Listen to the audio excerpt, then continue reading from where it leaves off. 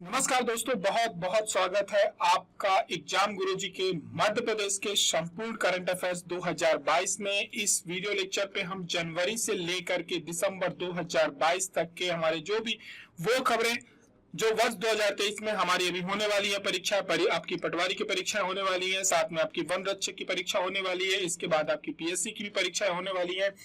सरकार ने घोषणा करी है कि वो लगभग 1 लाख सवा लाख के आसपास वैकेंसीज निकालेगी, नहीं तो उसके लिए फिर उसके अलावा आत्मनिर्भर योजना चल ही रही है, तो उसका लाभ आप ले सकते हैं। ठीक है, तो उससे जुड़े हुए जितनी इन परीक्षाओं से जुड़े हुए जो भी प्रश्न बन सकते हैं, क्योंकि एक वर्ष की जो भी गतिविधियां जनवरी से लेकर के दिसंबर में ऐसी हुई है जहां से हमारे प्रश्न बन सकते हैं। बाकी के आपके करंट अफेयर रेगुलर बेसिस पे तो चल ही रहे हैं, और वो लगातार अक्टूबर सितंबर पिछले वर्ष का भी हमने पूरा आपको कराया था, वो सारी चीजें करा ही रहे हैं। तो आप उन करंट अफेयर्स को देखना ना बंद करें, उनको लगातार देखें।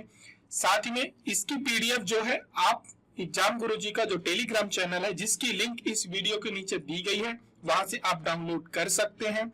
इसके अलावा हमने जो अभी रक्षा से जुड़े हुए आपका करंट अफेयर्स करा दिया है, विशेषकर वो पीएससी के लिए महत्वपूर्ण है। व्यापम में संभावना कम है कि वहां से प्रश्न आए, लेकिन जो आपके पीएससी के एग्जाम होने वाले हैं वहां से आपके 100% 1 से 2 प्रश्न आपको वहां पे टकराने वाले हैं। खेल हमने आपसे पहले ही करवा दिया था। इस श्रृंखला का जो संपूर्ण की हमारी श्रृंखला चलती है 2022 की चल रही है, इसमें से खेल हमने आपको पहले ही करा दिया था, बीच में कुछ गैप हो गया था, उसके लिए मैं आपसे क्षमा चाहूंगा, कुछ कारण थे जिसकी वजह से हो गया था, लेकिन हमने आपको खेल करा दिया था। रक्षा हो गया है और आपका केवल मध्य प्रदेश रह गया था, और नेशनल और इंटरनेशनल रह गई महत्वपूर्ण खबरें, वो भी आपका वीडियो जल्दी ही आ जाएगा। तो इसकी पीडीएफ आपको जो नीचे वीडियो की लिंक दी गई है, उसके नीचे टेलीग्राम चैनल की लिंक दी गई है, वहां से आप डाउनलोड कर लेंगे। पिछली पीडीएफ भी आपको वहां पे मिल जाएंगी। इसके अलावा आर्थिक जो हमारा बजट है वर्ष 2023-24 का, वो हमने आपको करा दिया है, और 23-24 का बिल्कुल इतना कराया है कि यदि प्रश्न वहां से बन सकते हैं तो वहीं से बनेंगे। आप उसकी पीडीएफ भी टेलीग्राम चैनल से ले सकते हैं, लेकिन एक बार वीडियो लेक्चर देख लेंगे तो आपके दिमाग में क्या होता है, हमारे दिमाग में चीजें बैठ जाती हैं। रह गई बात आर्थिक समीक्षा की और राष्ट्रीय अंतरराष्ट्रीय खबरों की, क्योंकि अभी जो वर्तमान में तुरंत जरूरत है वो है आपकी किसकी, आपके राष्ट्रीय और अंतरराष्ट्रीय खबरों की, क्योंकि अभी पटवारी के एग्जाम भी लगातार लगे हुए हैं। इस वजह से हम पहले उसे करेंगे। आर्थिक समीक्षा हम इसके बाद करेंगे, लेकिन मैं जितनी आर्थिक समीक्षा अभी तक हमने देखी है, अभी 2 यूनिट उसकी रह गई है, बाकी के हमने एक बार कवर कर लिए। आर्थिक समीक्षा में ऐसा नया कुछ भी नहीं है जो आपको ऐसा लगता है कि वहां पे एकदम से नया मिलने वाला है, जो आपको बाकी की जगह पढ़ने को नहीं मिला है। सरकार की जो भी योजनाएं चल रही हैं, सरकार ने जो भी पिछले 2022 के वर्ष में नई घोषणाएं करी हैं, नया कुछ उद्घाटन किया है या नई योजनाएं चालू करी हैं, वो सारी चीजें आपको वहां पर मिलेंगी। सूचकांक हमने आपको पहले ही पढ़ा दिए थे, उसकी प्लेलिस्ट आपके वहां पे डली हुई है। ठीक है, जो 2-3 सर्वे उसमें मुख्य हैं, जो सभी जगह सरकार ने मेंशन किए अपनी उपलब्धियों के रूप में, वो तीनों सर्वे प्लेलिस्ट आप देख लीजिए। उसमें मध्य प्रदेश की आर्थिकी 2023 की बनी हुई है, 22 की, वहां पे वो तीनों सर्वे मैंने आपको बहुत पहले करा दिए थे। उन्हीं तीनों सर्वे से सरकार ने आर्थिक समीक्षा पूरी भर दी है, तो आपको वो भी पहले करा दिया है। इसके अलावा जो नई योजनाएं चल रही हैं वो भी हम लगातार आपको करंट अफेयर्स में बताते जा रहे हैं। ठीक है, अब लोगों की इनकम बढ़ी है, कितनी बढ़ी है, ये आपको बजट में भी बता दिया गया है। तो आर्थिक समीक्षा में कुछ चीजें हैं जो आपको वहां पर मिलेंगी, कई कुछ तुलनात्मक अध्ययन हमें मिल जाता है भारत का और मध्य प्रदेश का, तो वो भी मैं जल्द ही लेकर के आऊंगा और उसको मैं आपको करवाऊंगा। ये मेरा कमिटमेंट है और उसको हम पूरा करेंगे। तो ज्यादा समय न लेते हुए, क्योंकि हम पहले ही ले चुके हैं एमपीपीएससी प्री 2022 की, यदि आप तैयारी कर रहे हैं, समय ज्यादा नहीं है। पटवारी के साथ साथ आपका पीएससी भी लगा हुआ है, और लगातार पिछले आप यदि मेरा करंट अफेयर्स देख रहे हैं अगस्त सितंबर माह से, तो मैं आपको लगातार कह रहा हूं कि 2023 दोनों लोगों के चुनाव का वर्ष है। सरकार के लिए भी सरकार बनाने का वर्ष है, और आपके लिए भी एक रोजगार पाने का वर्ष है। सरकार आपको इतना टाइम नहीं देगी, ना आगे आने वाले समय में देगी कि आप बैठ के सोच पाए कि मैं ये परीक्षा दूं या ये परीक्षा दूं। पिछले 3 वर्षों से कोई एग्जाम रेगुलर नहीं हुए हैं, लेकिन अब जो अगले 2 से 3 महीने हमने आपसे लगातार कहा है, अक्टूबर नवंबर से आपसे कह रहे हैं कि आपको समय नहीं लगेगा। ऐसी वो परीक्षाएं जिनमें प्री का एग्जाम होता है सरकार ले लेगी, क्योंकि मैटर जो अटका है वो जो 3 भागों में पेपर होते हैं, पीएससी में मैटर वहां अटका है। बाकी का आप देखिए, पीएससी की भी नियुक्तियां देना सरकार ने शुरू कर दिया है, आयोग ने शुरू कर दिया है। तो आप इस मुगालते में मत रहिए कि मैटर कोर्ट में है, ये होगा वो होगा, कुछ नहीं होगा। आंदोलनजीवी बनने की आवश्यकता नहीं है। आप बैठ करके अपने घरों में दरवाजे बंद कर लीजिए, 3 ताले लगाने 3 ताले लगा लीजिए, बैठ के पढ़ाई करिए। बिल्कुल समय आपको नहीं मिलेगा पश्चाताप के अलावा। तो आप तय कर लो कि आपको इसको रोजगार का वर्ष बनाना है कि पश्चाताप का वर्ष बनाना है। ठीक है, क्योंकि हम जैसा समय वापस नहीं आएगा और पिछला जो चला गया वो तो आने से रहा। यदि आप मेंटोरशिप प्रोग्राम ज्वाइन करना चाहते हैं जहां पर आपको 45 डेज में आपका जो सिलेबस होता है वो किस प्रकार से कंप्लीट हो उसके लिए प्लान दिया जाता है। साथ ही में आपको वहां पे एक गाइडेंस जो लाइव क्लास होती है, वहां पर आपके सभी साथी जो इस प्रोग्राम पे जुड़े हुए हैं जुड़ते हैं और अपना अपना फीडबैक देते हैं, बताते हैं कि मेरी कितनी तैयारी हो गई, कहाँ पे मुझको क्या प्रॉब्लम जा रही है, वो सारी चीजें यहाँ पर होती है। लेकिन इसके साथ आपको अभी हाल फिलहाल मिल रही है ऑनलाइन टेस्ट सीरीज, जो एग्जाम गुरुजी की सबसे ज्यादा पसंद की जाने वाली 2019 से लगातार टेस्ट सीरीज चल रही है। और इसमें हमने शुरुआत में 5K से शुरुआत करी थी। पिछले वर्ष तो लगभग 8 से 9 हजार के आसपास स्टूडेंट्स इसमें बैठे थे। इस बार इससे भी ऊपर जाने की संभावना है। तो ये टेस्ट सीरीज आपको इससे साथ पे मिल रही है, ये जिसकी कॉस्ट 499 है। तो यदि आप ज्वाइन करना चाहते हैं तो एग्जाम गुरुजी के ऐप से डायरेक्ट ज्वाइन कर सकते हैं। कोई समस्या जाती है तो ये दिए गए नंबर पे आप कॉल कर सकते हैं, व्हाट्सएप कर सकते हैं, आपको जानकारी मिल जाएगी। शुरुआत करते हैं मध्य प्रदेश के करंट अफेयर्स की। सबसे पहली बात तो ये कि राज्य की जीडीपी में वृद्धि दर के लिए एक टास्क फोर्स की समिति गठित की गई है। आपको यहाँ पे 2 बातें ध्यान रखनी है, क्योंकि कई टास्क फोर्स गठित किए गए हैं इस साल 2022 में और 2023 में भी लगातार टास्क फोर्स गठित किए जा रहे हैं। जब भी आपसे बात होगी तो ये जरूर बताया जाएगा कि किस टास्क फोर्स की वो बात कर रहा है। तो जहां पर बात हो रही है राज्य की जीडीपी में किस प्रकार से वृद्धि हो, इसके लिए टास्क फोर्स की समिति गठित की गई है। तो अब ये गठित किसके अध्यक्षता में की गई है? तो ये जो गठित की गई है समिति, ये की गई है प्रोफेसर सचिन चतुर्वेदी। ये इनका नाम आप लगातार पिछले 1 वर्षों से सुन रहे होंगे। विशेषकर जब से ये आए हैं तो मध्य प्रदेश में आपने देखा होगा कि अब आर्थिक गतिविधियां थोड़ा सा तेज हो गई हैं, उनका नेचर चेंज हुआ है, प्रेजेंटेशन का भी नेचर चेंज हुआ है, गवर्नमेंट का काम करने का भी नेचर चेंज हुआ है। तो एक ये होता है कि जैसे कोई इंस्टीट्यूशन में एक योग्य व्यक्ति आ जाता है या उसमें जो अच्छा एक विशेषज्ञ होता है वो आ जाता है, तो कहीं ना कहीं एक गाइडेंस अच्छा मिलता है। जिस प्रकार से आप भी यदि सही गाइडेंस में हो तो आपकी दिशा और दशा दोनों बदल जाती है। तो सरकार ने जब से इनको लाया है तो इसके बाद इन्होंने एक बहुत अच्छी टीम बनाई है, कहीं ना कहीं उसका प्रभाव हमारे राज्य में भी दिख रहा है। तो ये जो है इस समिति के अध्यक्ष हैं और साथ ही साथ ये वर्तमान में मध्य प्रदेश के राजनीति और योजना आयोग के अध्यक्ष भी हैं। तो इनके पास वर्तमान में टास्क फोर्स समिति के भी अध्यक्ष हैं। तो ये जो प्रोफेसर सचिन चतुर्वेदी हैं मध्य प्रदेश में राजनीति आयोग योजना आयोग के भी अध्यक्ष हैं। ये क्या है, सरकार को पूरा सुझाव देगी किस प्रकार से आपकी जीडीपी में वृद्धि हो, क्या क्या उपाय उसके लिए किए जाए, आपका लक्ष्य क्या होना चाहिए, आपका क्या कहते हैं जो राजस्व घाटा है उसमें आप किस प्रकार से कमी करिए ताकि आपके अनावश्यक खर्चे बंद हो। ठीक है, ये इसके अलावा आपसे बात करें स्टार्स परियोजना की, तो मध्य प्रदेश सरकार ने एक स्टार्स परियोजना चालू करी है। इसमें आपसे प्रश्न पूछा जाएगा तो एक तो ये बन सकता है कि ये किस विभाग की योजना है। तो आपको हमेशा याद रखना कि स्कूली जो हमारे शिक्षा मंत्रालय है उसकी योजना है। यहाँ पर क्या है, teaching learning and result for, इसका जो फुल फॉर्म है strengthening teaching learning and result for states. तो ये स्टार्स योजना है, ये मुख्यतः भारत सरकार की योजना है। तो भारत सरकार का ये मेन कार्यक्रम है। इसमें 6 राज्यों को सम्मिलित किया गया, जिनमें से एक हमारा मध्य प्रदेश भी है। यहाँ पर सरकार जो पूरी कोशिश करेगी कि जो शिक्षा विभाग है, जो विशेषकर स्कूली शिक्षा है, उसके लिए योजना चलाई जा रही है स्टार्स परियोजना। आपसे कभी पूछा जाए तो आपको याद रखना कि स्कूली शिक्षा के लिए किस राज्य किसकी योजना है, तो ये भारत शासन की योजना है। इसमें कितने राज्यों का सिलेक्शन हुआ है? इसमें 6 राज्यों का हुआ है, जिनमें से एक मध्य प्रदेश हमारा है। तो इसमें नवाचार किस प्रकार से बच्चों के पूरा एक समग्र परिवर्तन लाया जाए, और ये जन्मी कहां से, जो राष्ट्रीय शिक्षा नीति 2020 लागू हुई है वहां पर इसकी एक बोले तो अवधारणा विकसित की गई थी, इसके बारे में विचार किया गया था और वहीं से इसका अभी पायलट प्रोजेक्ट के रूप में 6 राज्यों को सेलेक्ट किया गया है। आगे की तरफ बढ़ेंगे, बात करेंगे पीएम किसान सम्मान निधि की।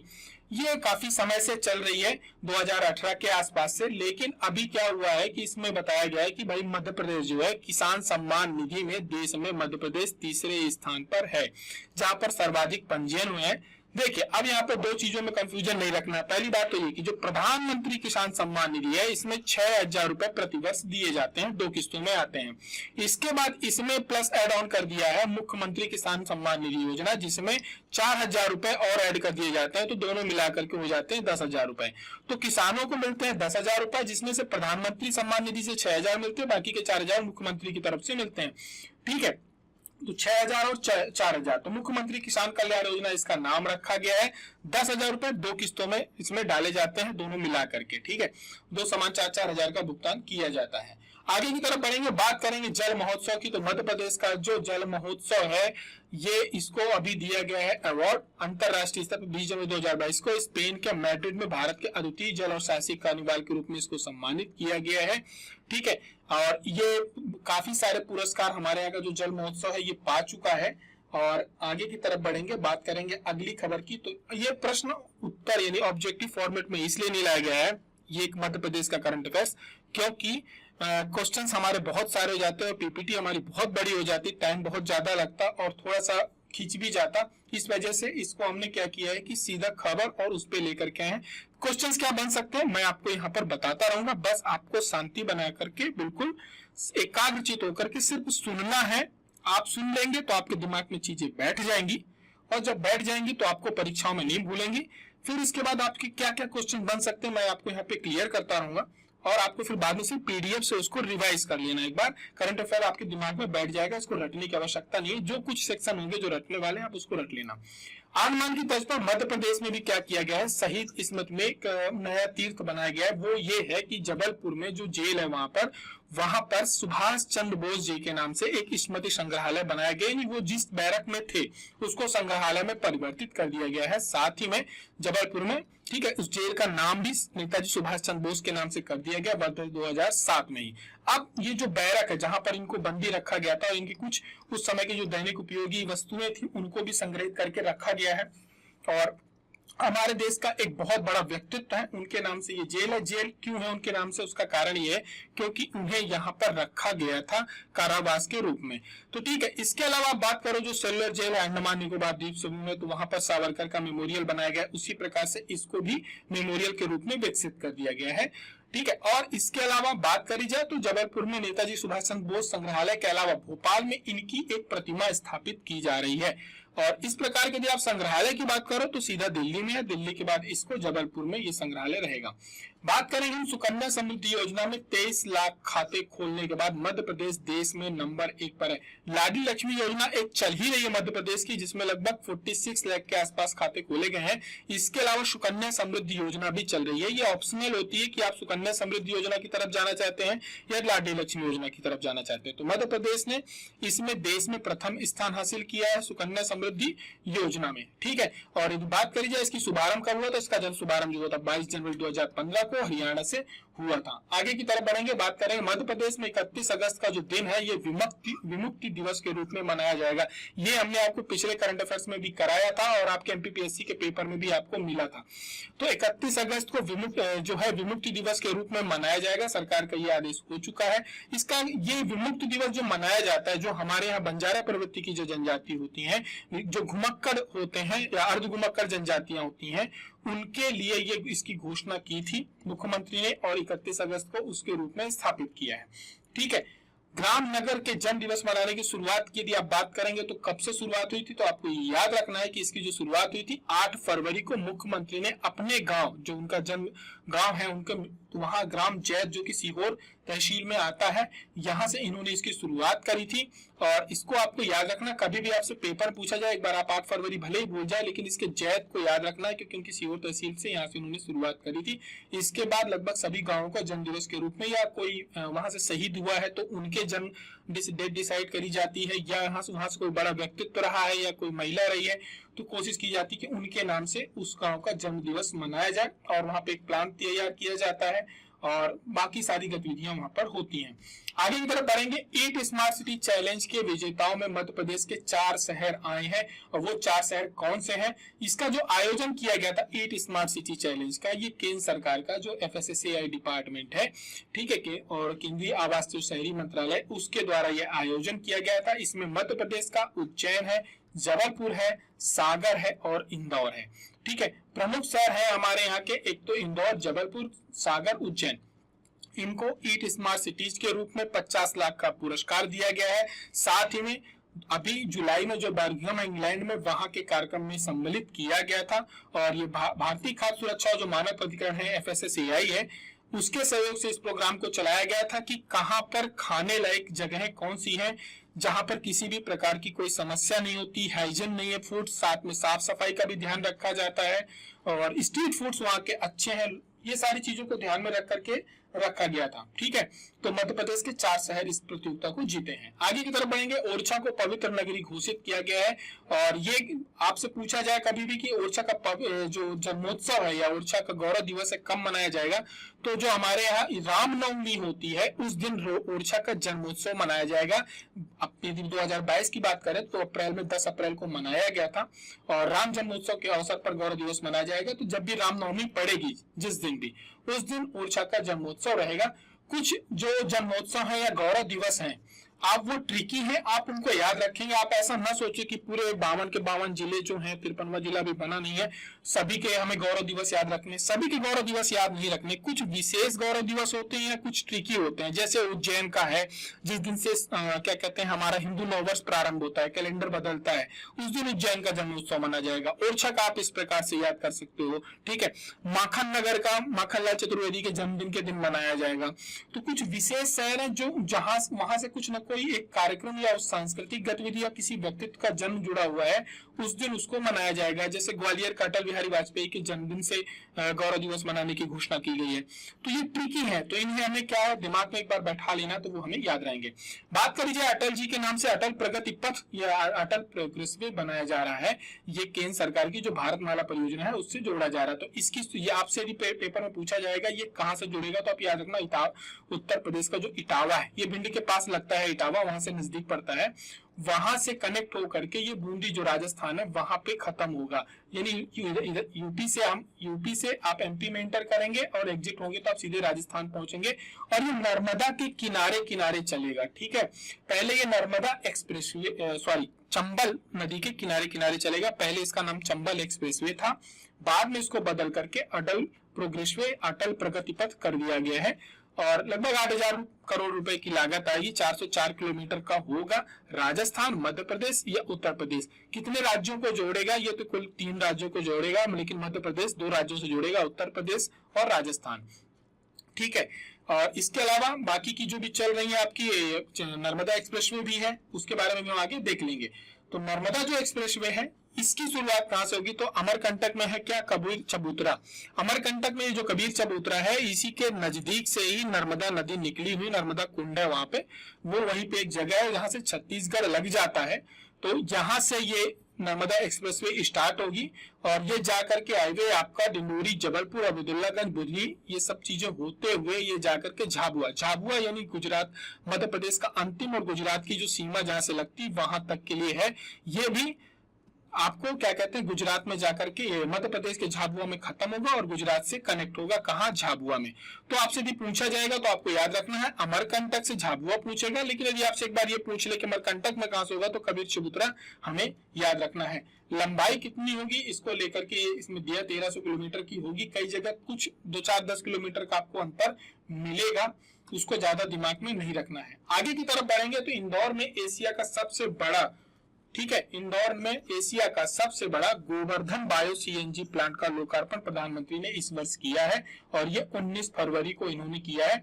और इंदौर आप देखोगे तो ग्रीन एनर्जी की तरफ बहुत तेजी से बढ़ रहा है। देखिए जब से स्वच्छता के मामले में नंबर 1 आया है उसके बाद से आपको देखो तो आप इंदौर एक आदत बन गई लोगों की स्वच्छता की। तो अब पहले तो शहर को स्वच्छ किया, अब वातावरण को स्वच्छ करने के लिए प्रयास कर रहे हैं। एक शहर में इतना बदलाव आता है, बदलाव सभी के सहयोग से होता है, वहां के जनप्रतिनिधियों से भी होता है, वहां के जो रहने वाले निवासी होते हैं वहां के उनसे भी होता है, साथ ही में प्रशासन के सहयोग से भी होता है। तीनों लोगों का संयुक्त प्रयास होता है तब कोई एक शहर इधर की तरफ जाता है। अब इसी में क्या हुआ है कि प्रधानमंत्री के द्वारा 19 फरवरी को इसका जो है इंदौर के पास एक देव गुराड़िया जगह है वहां पे ये प्लांट लगाया गया है।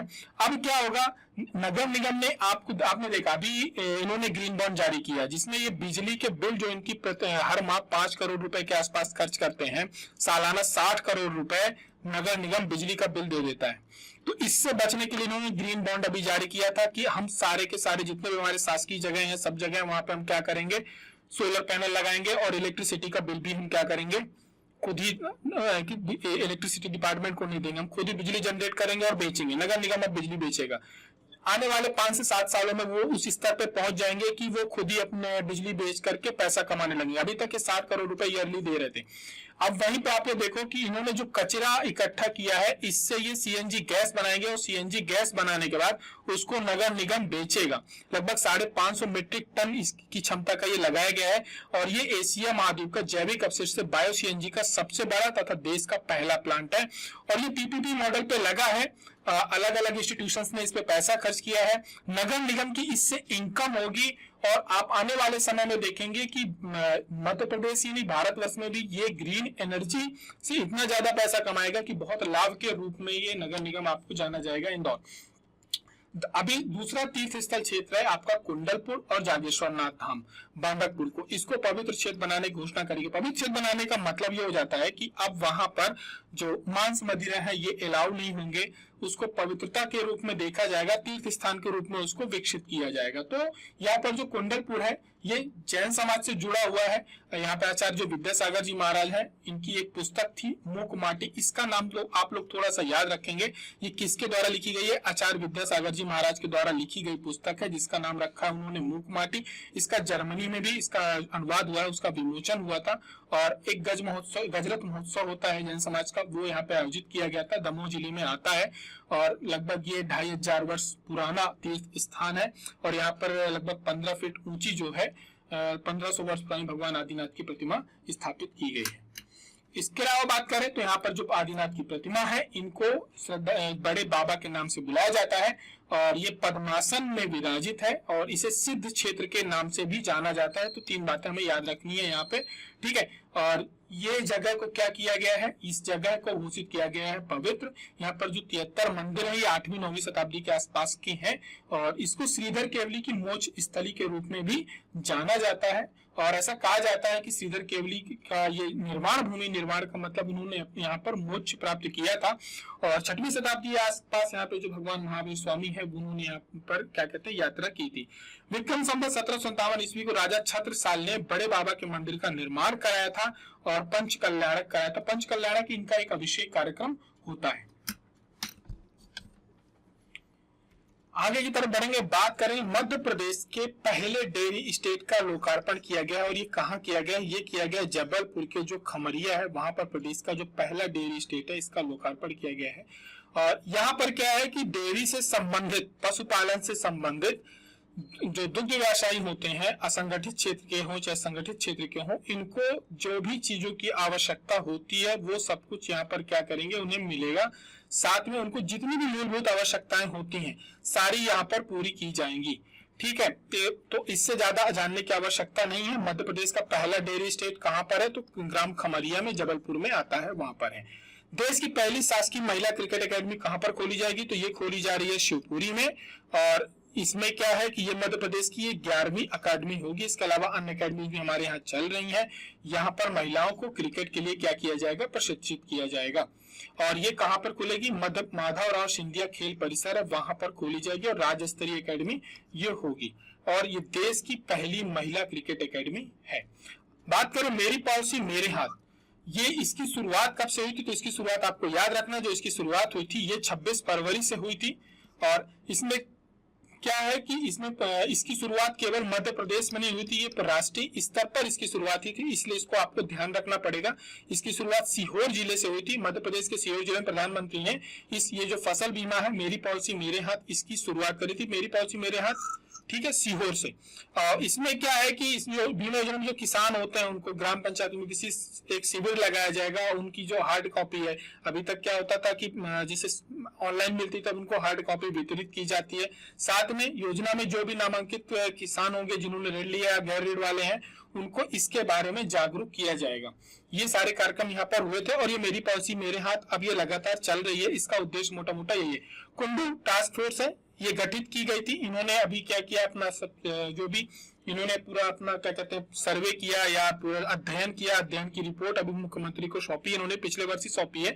उसमें आगे भी बढ़ गया, कुछ चीजों का गठन भी हो गया है, तो इनमें से कुछ चीजें निकल के आएंगी। आपको हमेशा ध्यान रखना है कि कुंडू टास्क फोर्स के गठन के बाद इनकी रिकमेंडेशन पे किन किन चीजों का गठन हुआ था, आप इसकी जो आपकी जो मध्य प्रदेश की जो भी आपकी मेन बुक है वहां पर आप इसको क्या करेंगे, नोट करके रख लेंगे, क्योंकि आने वाले समय पे क्योंकि कई इंस्टीट्यूशन इस टास्क फोर्स के रिकमेंडेशन के बाद से निकले हैं, तो आपसे पूछा जा सकता है भविष्य में कि जो राज्य सांख्यिकी आयोग है इसका गठन किस क्या कहते हैं संस्थान के कहने पे या टास्क फोर्स के कहने पे गठित की गई थी, रिकमेंडेशन पे गठित की गई थी। जैसे पंचायती राज के आपको प्रश्न मिल जाते हैं कि ये अधिनियम किसकी रिकमेंडेशन पे लागू हुआ था, किस समिति की अनुशंसा पे लागू हुआ था, तो कुंडू टास्क फोर्स का आपको नाम याद रखना है कि इनकी समिति पे हुआ था। तो ये मध्य प्रदेश सरकार ने गठित की थी, अर्थशास्त्री हैं, इन्होंने कई चीजें समझी थी। इन्होंने सबसे पहले ये बोला कि इन्होंने बोला कि प्रदेश में एक तो सांख्यिकी आकलन के लिए एक अच्छे इंस्टीट्यूशन की आवश्यकता है, यानी राज्य सांख्यिकी आयोग का गठन किया जाना चाहिए, जहां पर राज्य स्तरीय पूरा डेटा होना चाहिए, जिसपे पूरा अध्ययन हो सके, योजनाओं में क्या क्या चीजें हैं, क्या लाभ हुआ है, क्या घाटा हुआ है, कहां पे हमें ध्यान देने की आवश्यकता है, पूरा ठीक है। साथ ही में कर्मचारियों के लिए एक सांख्यिकी विभाग का गठन होना चाहिए कि वहां से आय क्या है। कई बार क्या होता है कि सरकार बहुत सारे जो विभाग है वो चल रहा है, लेकिन सरकार को वहां से राजस्व नहीं मिल रहा या उनको वहां से कोई लाभ नहीं मिल रहा, तो हमें भी पता होना चाहिए कि भाई ये डिपार्टमेंट है, अब पता चला नगर निगम है, नगर निगम को हम फंड दिए चले जा रहे हैं लेकिन प्रॉपर्टी टैक्स वो ले ही नहीं पा रहा उस शहर से, हमारी इनकम ही नहीं हो रही, किसी राज्य सरकार की इनकम ही नहीं हो रही है। तो इन चीजों को भी ध्यान देने के लिए पूरा एक सर्वे होना चाहिए कि किस चीज जगह से हमें उसको भी प्रोत्साहित करने के लिए भी होना चाहिए, ठीक है। तो ये सारी चीजें इनकी रिकमेंडेशन थी, हमें उस पर नहीं जाना है, लेकिन इनकी रिकमेंडेशन थी राज्य सांख्यिकी आयोग की। साथ में कर्मचारियों के लिए एक सांख्यिकी आयोग की इनकी आवश्यकता थी, जहां पर उनका पूरा डेटा एक सुरक्षित रखा जा सके। साथ में नमूना सर्वेक्षण विंग बनाने की बताया गया था, और ये पूरा का पूरा इनका उद्देश्य था, जिनमें से 2 कार्य सरकार ने कर लिए।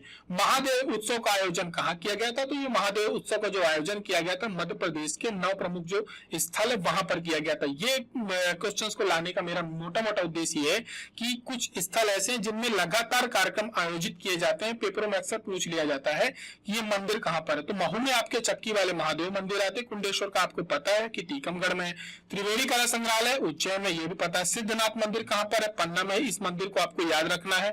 भोजपुर का हमें मालूम है, आमखेड़ा कानू का विदिशा में है, पशुपतनाथ मंदिर मंदसौर में पता है, ओंकारेश्वर मैसर ये सब कुछ पता है, यहाँ पर ये उत्सव आयोजित किया गया था। आगे की तरफ बढ़ेंगे, बात करेंगे कन्या शिक्षा प्रवेश उत्सव। इसका आयोजन किया था मध्य प्रदेश सरकार ने 7 मार्च 2022 से इसको प्रारंभ किया गया था।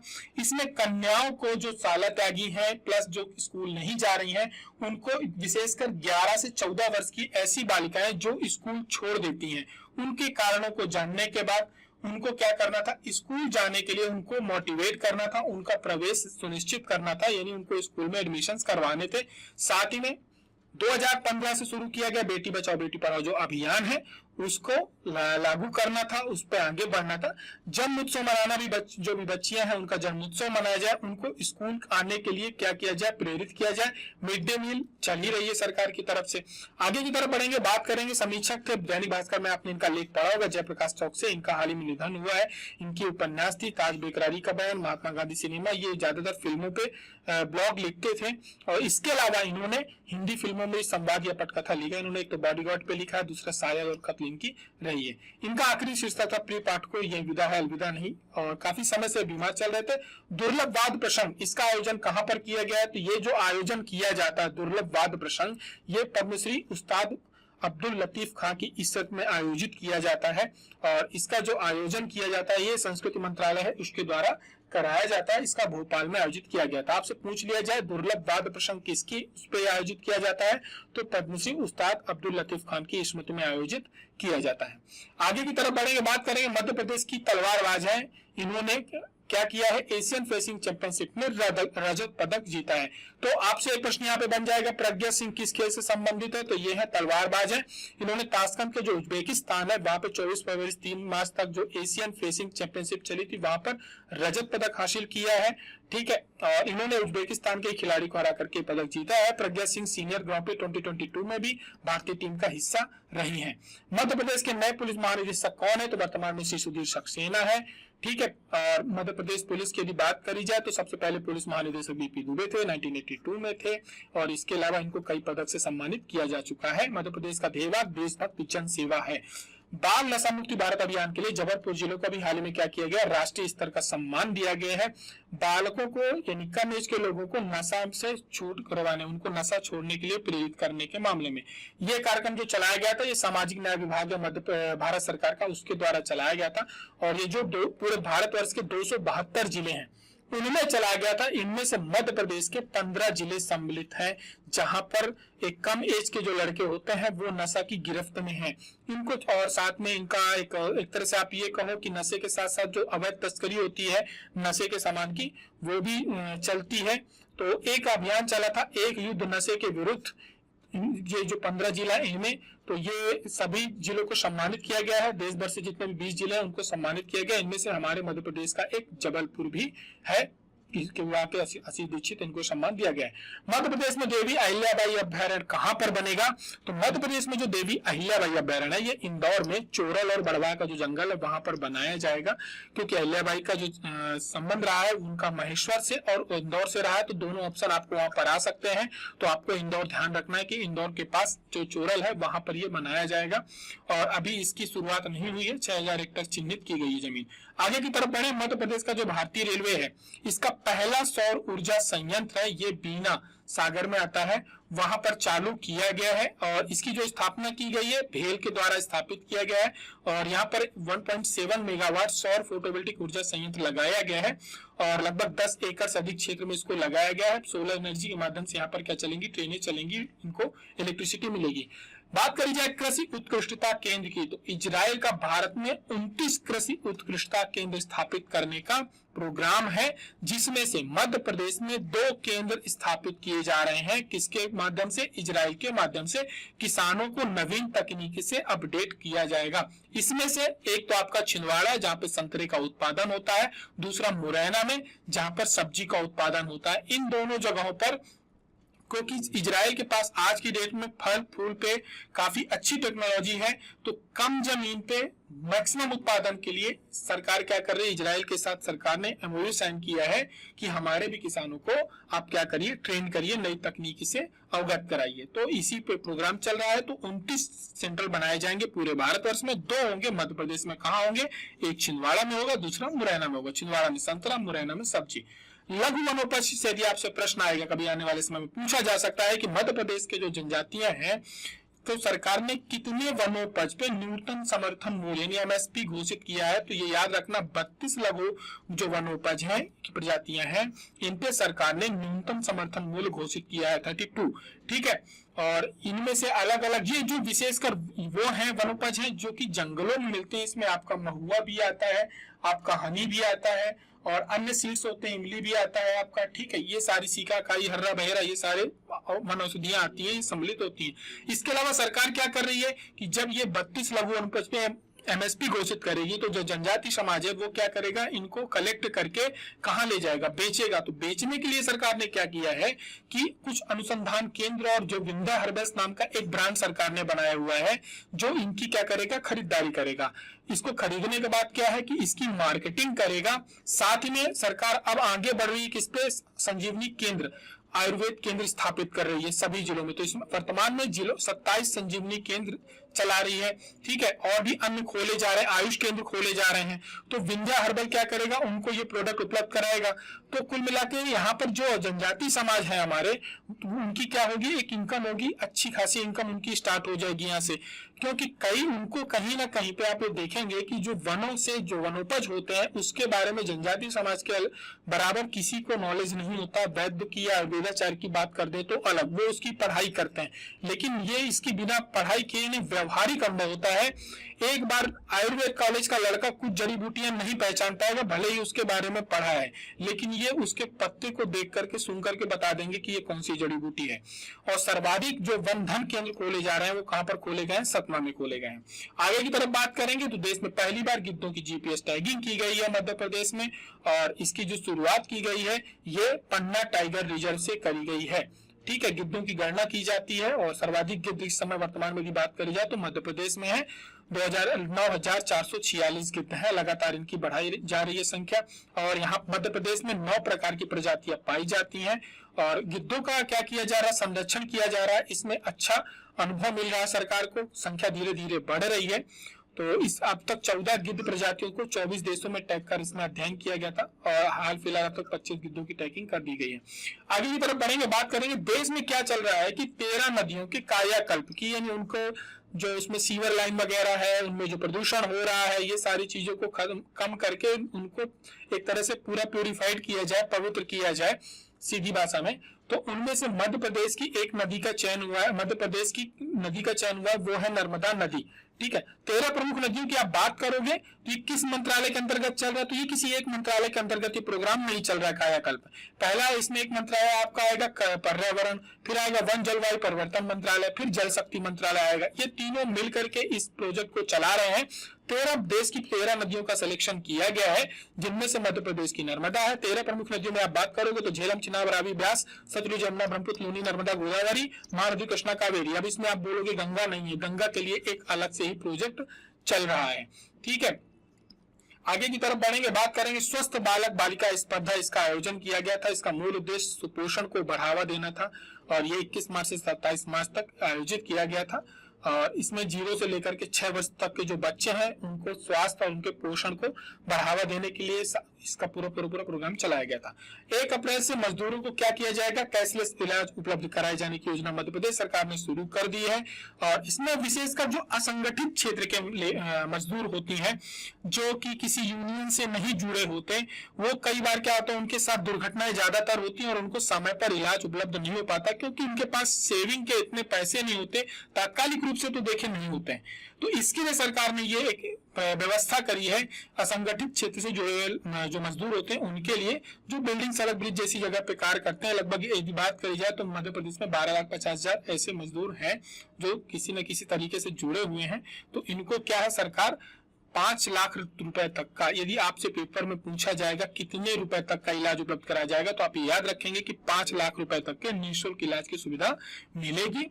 और वर्तमान में मध्य प्रदेश में 90% असंगठित क्षेत्र के श्रमिक हैं, इनके लिए अलग से एक आयुष्मान योजना चल ही रही है।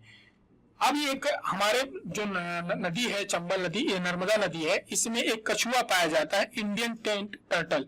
ठीक है, टर्टल कछुआ हो गया, इंडियन टेंट नाम से पाया जाता है। अब इसको क्या है कि अभी हाल ही में जो भारतीय प्राणी है, इन्होंने सर्वेक्षण विभाग है, इन्होंने जब सर्वे किया तो ये पाया कि नर्मदा नदी में अवैध उत्खनन चल ही रहा है रेत का। उसके कारण क्या हो गया है कि इनका जो जीवन है वो खतरे में पड़ गया। साथ ही में कई बार क्या होता है, कुछ अफवाहों के कारण भी क्या हो जाती, तस्करी बहुत ज्यादा होती है। ठीक है, अभी एक टाइम चला था 2 मुंह सांप वाला कि करोड़ों रुपए मिलते हैं जिसके मुंह दोनों साइड होते हैं, जबकि ऐसा कुछ नहीं है। अब हमने तो नहीं देखा कोई सांप बेच के करोड़पति बन गया होगा।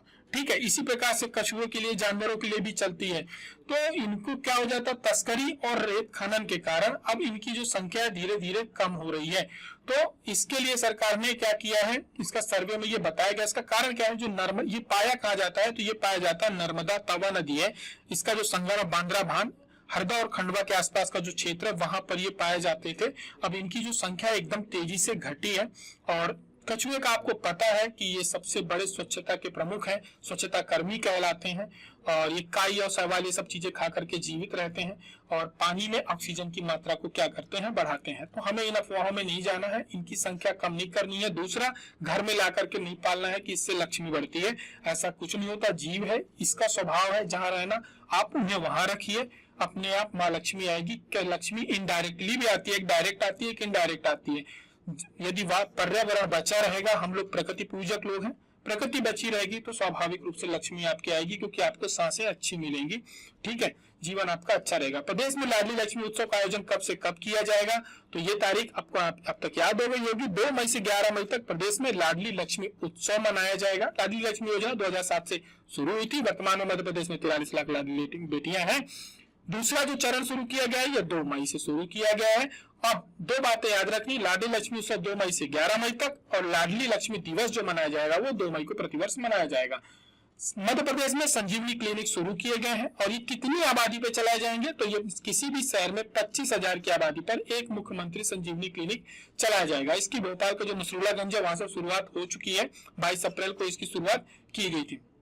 इस प्रकार का एक प्राथमिक स्वास्थ्य केंद्र होगा कि यदि आपको छोटी मोटी बीमारी है, दिक्कत है, तो आप यहाँ पे जाकर के अपना इलाज करा सकते हैं। मध्य प्रदेश का जिला है बुरहानपुर, जहां पर प्रत्येक गांव में क्या है, प्रत्येक घर पे नल जल पहुंच गया है, पीने योग्य जल पहुंच गया है। तो बुरहानपुर मध्य प्रदेश का ही भारत का पहला जिला जिसको नल जल घोषित किया गया है। अभी हाल में क्या हुआ है कि श्री रमेश चंद्र लाहौटी है, इनका निधन हुआ है। ये भारत के पूर्व मुख्य न्यायाधीश थे और ये मध्य प्रदेश में कहाँ के रहने वाले थे आपसे पूछा जाएगा तो ये गुना जिले के रहने वाले थे। इनकी प्रारंभिक शिक्षा भी वहीं से हुई है।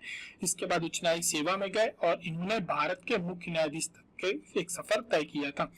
आगे की तरफ बढ़ेंगे, मोहम्मद बिलाल खत्री हैं, अभी ये खबरों पे बने रहे। इनको भारत सरकार की तरफ से पुरस्कृत किया गया है दिल्ली के लाल किला मैदान पे, जो संस्कृत मंत्रालय के द्वारा कार्यक्रम आयोजित हुआ था, वहां पर इसमें उनको राष्ट्रीय पुरस्कार से सम्मानित किया गया है बाग प्रिंट टेक्सटाइल के प्रदर्शन के लिए।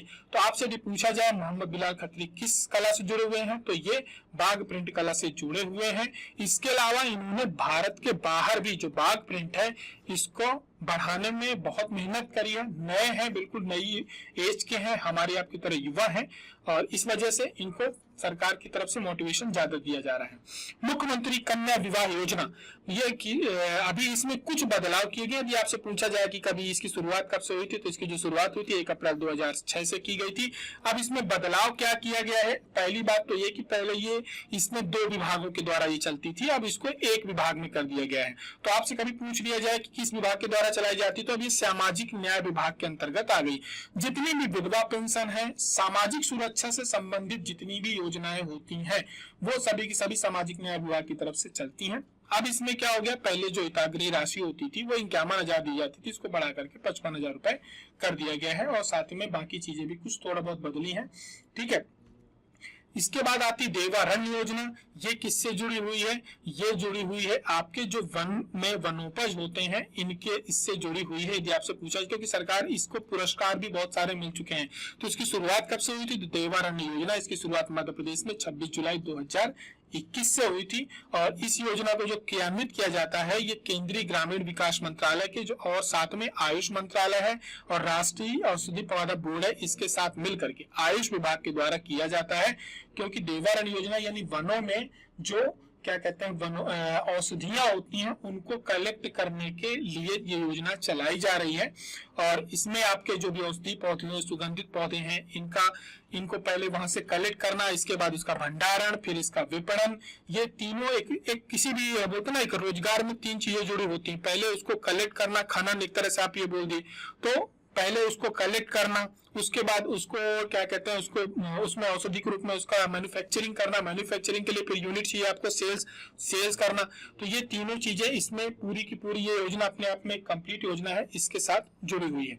तो देवारण्य योजना, आपसे भी इस देवारण्य योजना में पूछा जाए कि प्रदेश के कितने जो उत्पाद हैं उनको इस पे सम्मिलित किया गया, तो आपको ये याद रखना है इसमें 11 विशेष जो उत्पाद हैं उनको सम्मिलित किया गया है और ये विशेषकर जो आदिवासी समाज, जनजाति समाज है उनको रोजगार उपलब्ध कराने के लिए योजना चल रही है और आप यहाँ पर इसके बारे में बाकी की चीजें देख लेंगे। तो अब मध्य प्रदेश में क्या है कि जो लोक परिवहन है वो बंद कर दिया गया था, उसको फिर से शुरू कर दिया गया है और विशेषकर अब जो चल रहा है ये ग्रामीण अंचलों के लिए चल रहा है और इसी क्रम में इसकी जो शुरुआत हुई है पायलट प्रोजेक्ट के रूप में ये विदिशा से शुरुआत की गई है। ये आर्थिक सर्वेक्षण में भी इसको मेंशन किया गया है। ठीक है, तो मध्य प्रदेश के ग्रामीण अंचलों के लिए चालू की गई पायलट प्रोजेक्ट रूप में विदिशा से इसकी शुरुआत की गई। बाकी की चीजें आपको इसमें जानने की जरूरत नहीं है। पूछा जाए आपसे कहाँ शुरुआत की गई तो विदिशा याद रखना है। मुख्यमंत्री योगदान क्रांति योजना की शुरुआत कब से हुई, तो इसकी जो शुरुआत हुई है 5 अप्रैल से हुई है और कई जगह अलग अलग आ रहा है कि 13 मार्च 2021 था। उस समय पे जो नगरोदय मिशन चला था उस समय पे इसको शुभारंभ किया गया था, लेकिन आप ध्यान रखना 13 मार्च 2021 को नहीं हो पाया था क्योंकि उस समय चल रहा था कोविड, तो गवर्नमेंट ने इसको नहीं चलाया था। और इसमें क्या है, उद्योग लगाने के लिए 50 लाख रुपए तक का ऋण दिया जाता है।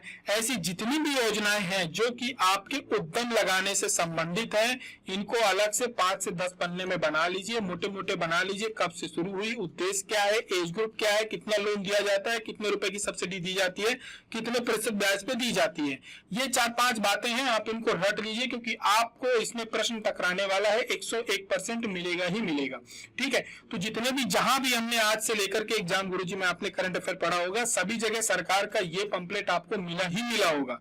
तो आप वहां इसको देने का मूल कारण ये है। तो अभी इसमें बदलाव इन्होंने क्या किया है कि पहले अभी इसमें 12वीं पास जो होते थे अब उनको 8वीं पास भी कर दिया है। उम्र इन्होंने 18 वर्ष से बढ़ा करके 45 वर्ष तक की भी कर दी है। अलग अलग स्तर पर लोन दिया जाता है, तो आप इसको एक बार थोड़ा सा देख लेंगे। ठीक है, अभी हाल ही में क्या हुआ है कि नीति आयोग के द्वारा एक एक्सपोर्ट प्रिपेयरनेस इंडेक्स जारी किया गया है।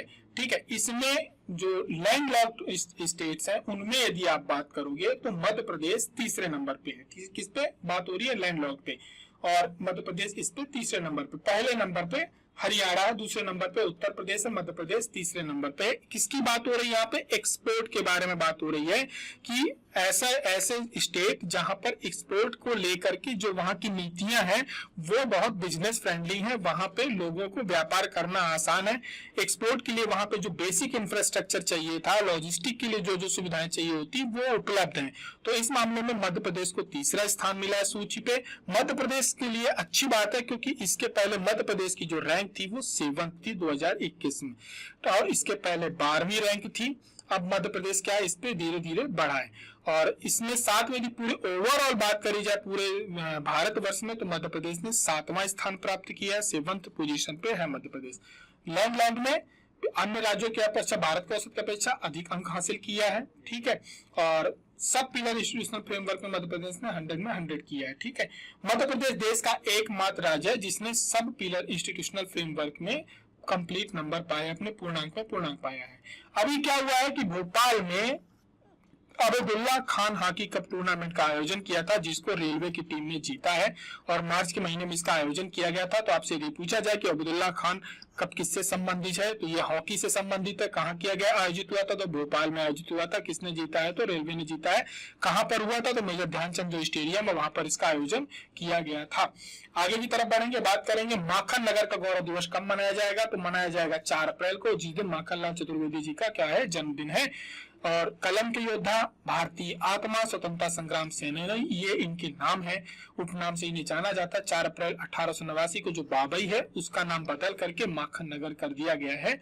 और इसके अलावा 1955 में इनके काव्य संग्रह था हिमतरंगिणी, इसको इन्हें साहित्य अकादमी पुरस्कार दिया गया था। साथ में भारत सरकार के द्वारा 1963 में पद्म भूषण से सम्मानित किया गया था। भोपाल में पंडित माखनलाल चतुर्वेदी जी के नाम से राष्ट्रीय पत्रकारिता एवं संचार विश्वविद्यालय चल रहा है। मध्य प्रदेश सुशासन और विकास रिपोर्ट 2022 जो जारी की गई है उसमें मध्य प्रदेश की जो विकास दर है 19.7% से देश में सर्वाधिक है। देश की अर्थव्यवस्था में मध्य प्रदेश 4.6% का योगदान दे रहा है। ठीक है, इसके अलावा मध्य प्रदेश पहला राज्य होगा जहां पे स्टैटिस्टिक्स कमीशन सांख्यिकी आयोग की स्थापना की जा रही है, और साथ में जिला स्तर पर घरेलू उत्पाद को मापने का सकल घरेलू उत्पाद एक जिले की भी जीडीपी जारी करी जाएगी कि कितनी है। और जो सांख्यिकी आयोग है इसको मैंने आपको अभी बताया था कि किस कमेटी की रिकमेंडेशन पे इसको गठित किया गया है। ठीक है, और सरकार ने 2007 में सुशासन नीति विश्लेषण स्कूल की स्थापना की गई थी। इसके अलावा अटल बिहारी वाजपेयी सुशासन ये जो नीति विश्लेषण संस्थान है ये हमारे यहाँ पहले से ही चल रहा है। ऊर्जा साक्षरता अभियान चल रहा है नवी एवं नवीकरणीय ऊर्जा के मंत्रालय के द्वारा। 5 अप्रैल को इसका एक मोबाइल ऐप लॉन्च किया गया जिसका नाम है ऊषा, USHA। ठीक है, तो ऊषा ऐप किस विभाग का या किस मंत्रालय का है, किससे संबंधित है, तो आपको याद रखना है कि ये ऊर्जा साक्षरता अभियान से जुड़ा हुआ है, नवीन एवं जो रिन्यूएबल एनर्जी डिपार्टमेंट है उससे जुड़ा हुआ है। और इसकी जो शुरुआत हुई थी ऊषा साक्षरता अभियान की, इसकी शुरुआत हुई थी 25 नवंबर 2021 से। आम लोगों को नवीकरणीय ऊर्जा उसके बारे में लोगों को जागरूक करने के उद्देश्य से चलाई गई है। मध्य प्रदेश का सबसे ऊंचा ब्रिज किस शहर में है, तो कटनी में है। इसकी लंबाई चौड़ाई याद रखने की जरूरत नहीं है। कुमार गंधर्व सम्मान अलंकरण समारोह का आयोजन कहाँ किया जाता है, तो ये किया जाता है कुमार गंधर्व का जो सम्मान अलंकरण समारोह आयोजित होता है ये कहाँ होता है, ये आयोजित होता है देवास में। और किस विभाग के द्वारा किया जाता है, किस संस्थान के द्वारा किया जाता है, तो ये आयोजित किया जाता है उस्ताद अलाउद्दीन खां संगीत कला एकेडमी भोपाल के द्वारा इसका आयोजन किया जाता है। और साथ में मध्य प्रदेश का सांस्कृतिक मंत्रालय रहता ही है।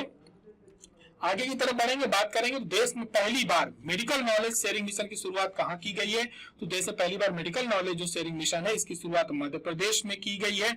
यहाँ पर क्या है कि जो हमारे मेडिकल कॉलेज के स्टूडेंट्स होते हैं, जो भावी डॉक्टर होते हैं भविष्य के, उनके लिए सरकार ने क्या किया है कि MOU साइन किया है कई संस्थानों के साथ, जहां पर जो हमारे यहाँ के स्टूडेंट्स हैं या डॉक्टर्स हैं, फ्यूचर के डॉक्टर्स हैं, इनको क्या है कि ट्रेनिंग प्रोवाइड करी जाएगी। नवीन जो तकनीक होती है, जो नवाचार होते हैं, नए शोध होते हैं, इन सब चीजों से उनको अवगत कराया जाएगा ताकि हमारे यहाँ मेडिकल सुविधाएं धीरे धीरे क्या हो, अच्छी हो। ठीक है, आगे की तरफ बढ़ेंगे, बात करेंगे कुआंताल मेला महोत्सव का आयोजन कहाँ किया जाता है? तो जो कुआंताल मेला महोत्सव होता है ये पन्ना जिले की जो सिमरिया है वहां पे होता है, और ये मां कंकाली का एक मंदिर, धार्मिक स्थान है, वहां पर इसका आयोजन किया जाता है। और ये चैत्र माह की रामनवमी से प्रारंभ होता है, लगभग 10 दिनों तक ये चलता है। और जो रामनवमी और दशमी के आसपास यहाँ पे क्या होते हैं, जवारे वगैरह का प्रोग्राम आयोजित किया जाता है। संगीत नाटक एकेडमी अवार्ड दिए गए हैं, और ये हाल ही में दिए गए हैं। किसके द्वारा दिए गए, मतलब किसको दिए गए हैं? तो ये बात करी जाए तो भोपाल के जो टीकम जोशी हैं इनको दिया गया है, और इन्होंने 2001 में राष्ट्रीय नाट्य विद्यालय से स्नातक पूर्ण किया था। और इसके अलावा बात करी जाए तो अभी हाल ही में क्या हुआ था, जो MP स्कूल ऑफ ड्रामा है इसका इनको निर्देशक नियुक्त किया गया है। मध्य प्रदेश के छिंदवाड़ा जिले का जो संतरा है इसको सतपुड़ा ऑरेंज का नाम दिया गया है। इसमें थोड़ा सा दिक्कत जाती है कि छिंदवाड़ा में इस संतरे का उत्पादन होता है, यहाँ के एक जिला एक उत्पाद में सम्मिलित है, लेकिन कई बार ये जो इसका नाम क्यों दिया जा रहा है वही मैं बता रहा हूँ, क्योंकि कई बार क्या होता है वह छिंदवाड़ा से नागपुर मंडी इनको पास पड़ती है, ये जाता है नागपुर मंडी में, नागपुर मंडी से घूम के वापस से मध्य प्रदेश में आ जाता है इंदौर में बिकने, और लोगों को ये पता रहता है कि नागपुर का संतरा है, अच्छा मीठा है। तो अपनी आइडेंटिटी धीरे धीरे जो संतरा है खो रहा था, तो इसके लिए अब इन्होंने क्या किया है कि इसका नाम दे दिया सतपुड़ा ऑरेंज, और इसकी बाकायदे टैगिंग की जाएगी ताकि लोगों को पता रहे कि ये अपने स्टेट का ही संतरा हम खा रहे हैं, है ना। राजस्व संग्रहण एजेंट योजना ये चलाई जा रही विद्युत कर्मियों के लिए कि जो राजस्व संग्रहण करेंगे, है ना, उनको कुछ 1 रुपया बिल, 5 रुपया बिल, 10 रुपया बिल कमीशन दिया जाएगा। आपको घर घर से बिल क्या करना है, कलेक्ट करना है। मध्य प्रदेश का क्या हुआ है कि एक नेशनल कैंसर ग्रिड सदस्यता लेने वाला मध्य प्रदेश पहला राज्य है। इसका MOU साइन हुआ है किसके साथ? टाटा मेमोरियल अस्पताल के साथ, जो कि देश का सबसे बड़ा कैंसर का हॉस्पिटल है मुंबई में, उसके साथ MOU साइन किया गया है। और यहाँ पर ये लोग अपना जो अनुभव होता है, नॉलेज होता है, वो शेयर करेंगे हमारे जो भी मेडिकल इंस्टीट्यूशन है उनके साथ। यहाँ पर आप एक ऐप का नाम याद रखेंगे, वो है नाव्या ऐप। ठीक है, ये नाव्या ऐप है जहां ये टाटा मेमोरियल की मदद से चलाया जाएगा। ठीक है, इस पे ऑनलाइन सुविधाएं उपलब्ध रहेंगी मरीजों को, ताकि आना जाना ना पड़े, बार बार एक्सपेंसेस ना हो, उनको वहां रुकने रहने खाने की जो व्यवस्थाएं होती हैं वो ना करनी पड़े। आगे की तरफ बढ़ेंगे, 1 ग्राम राजस्व ग्राम बनाने की जो योजना है ये कब से शुरू हुई? तो ये जो योजना शुरू हुई है 22 अप्रैल से शुरू हुई है। अभी हाल फिलहाल मध्य प्रदेश के 925 में से 827 1 ग्राम को राजस्व ग्राम में परिवर्तित किया जा रहा है। मध्य प्रदेश में कुल 925 ग्रामों को करना है, लेकिन वर्तमान में 827 ग्रामों को परिवर्तित किया जा रहा है 1 ग्राम के रूप में।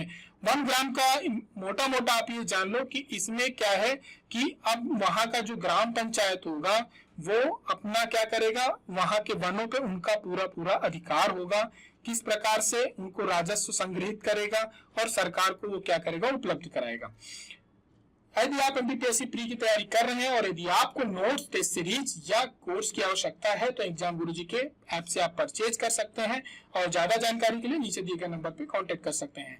हलमा मध्य प्रदेश की भील जनजाति की एक परंपरा है, और भारत के प्रधानमंत्री ने इसका मन की बात में जिक्र भी किया था। बहुत ही अच्छी परंपरा है, इसमें सभी लोग एक साथ इकट्ठा होते हैं, जो उस समय की उनकी तात्कालिक समस्याएं होती हैं उनको क्या करते हैं, एक साथ मिलकर सामुदायिक रूप से किसी भी समस्या का हल करते हैं, निराकरण करते हैं। उसमें किसी भी प्रकार की समस्या हो जाती है किसी व्यक्ति के साथ, तो वो उसे अपनी समस्या मान करके उसका सहयोग करते हैं। हलमा एक तरह से आप मोटा मोटा ये समझ लो। लेकिन इस परंपरा को इन्होंने जल संरक्षण की तरफ मूव करके बहुत अपने जो वहां का वाटर लेवल है उसको बढ़ाया है, जल का संरक्षण किया है भील जनजाति ने। तो आपसे इससे जुड़ा हुआ प्रश्न आ सकता है, तो आपको ये याद रखना है। मध्य प्रदेश को मलेरिया नियंत्रण में किस अभी कैटेगरी 1 के राज्य में स्थान दे दिया गया है, क्योंकि बात करी जाए वर्ष 2015 की स्थिति में 25 जिलों में प्रति 1000 आबादी में एक से अधिक मलेरिया प्रकरण पाए जाते थे। 2021 में घट करके 0.03 हो गए, मतलब ना के बराबर हो गए हैं। यानी अब यहाँ पे मलेरिया के मरीज उतने मिलते नहीं है। इसी के लिए क्या मध्य प्रदेश को सर्टिफिकेट ऑफ एप्रिसिएशन से सम्मानित भी किया गया है। कैटेगरी 3 से निकलकर मध्य प्रदेश वर्तमान में कैटेगरी 1 में आ गया। आपसे पूछा जाए तो ध्यान रखना कैटेगरी 1 में है, इसका सर्टिफिकेशन भी हो चुका है। संत रविदास स्वरोजगार योजना किससे जुड़ी हुई है? तो इसमें क्या दिया जाता है? इसमें 50 लाख तक के भी निर्माण जुड़ी यदि आप गतिविधियां करना चाहते हैं तो वो दिया जाता है। ठीक है, संत रविदास स्वरोजगार योजना में। और इसमें 5% की ब्याज दर पे अनुदान दिया जाता है। और इसमें अलग अलग क्लॉज बनाए गए। 12 लाख रुपए से आपकी आय नहीं होनी चाहिए। और सरकार ने इसमें 40 लाख रुपए का व्यय, 209 करोड़ 40 लाख रुपए का व्यय समझाए। अब आपसे पूछा यह जाए कि संत रविदास स्वरोजगार योजना किस मंत्रालय के अंतर्गत चलती है, नोडल एजेंसी कौन है? तो ये आपको याद रखना, मध्य प्रदेश का जो राज्य सरकारी अनुसूचित जाति वित्त विकास निगम है, ये इसकी नोडल एजेंसी है जहां से ये योजना चलती है। इसके अलावा डॉक्टर भीमराव अंबेडकर आर्थिक कल्याण योजना, इसमें क्या है, 10,000 रुपए से 1 लाख रुपए तक की परियोजना स्वीकृत की जाती हैं। ये भी मध्य प्रदेश के जो राज्य सरकारी अनुसूचित जाति वित्त विकास निगम है उसके अंतर्गत चलती है।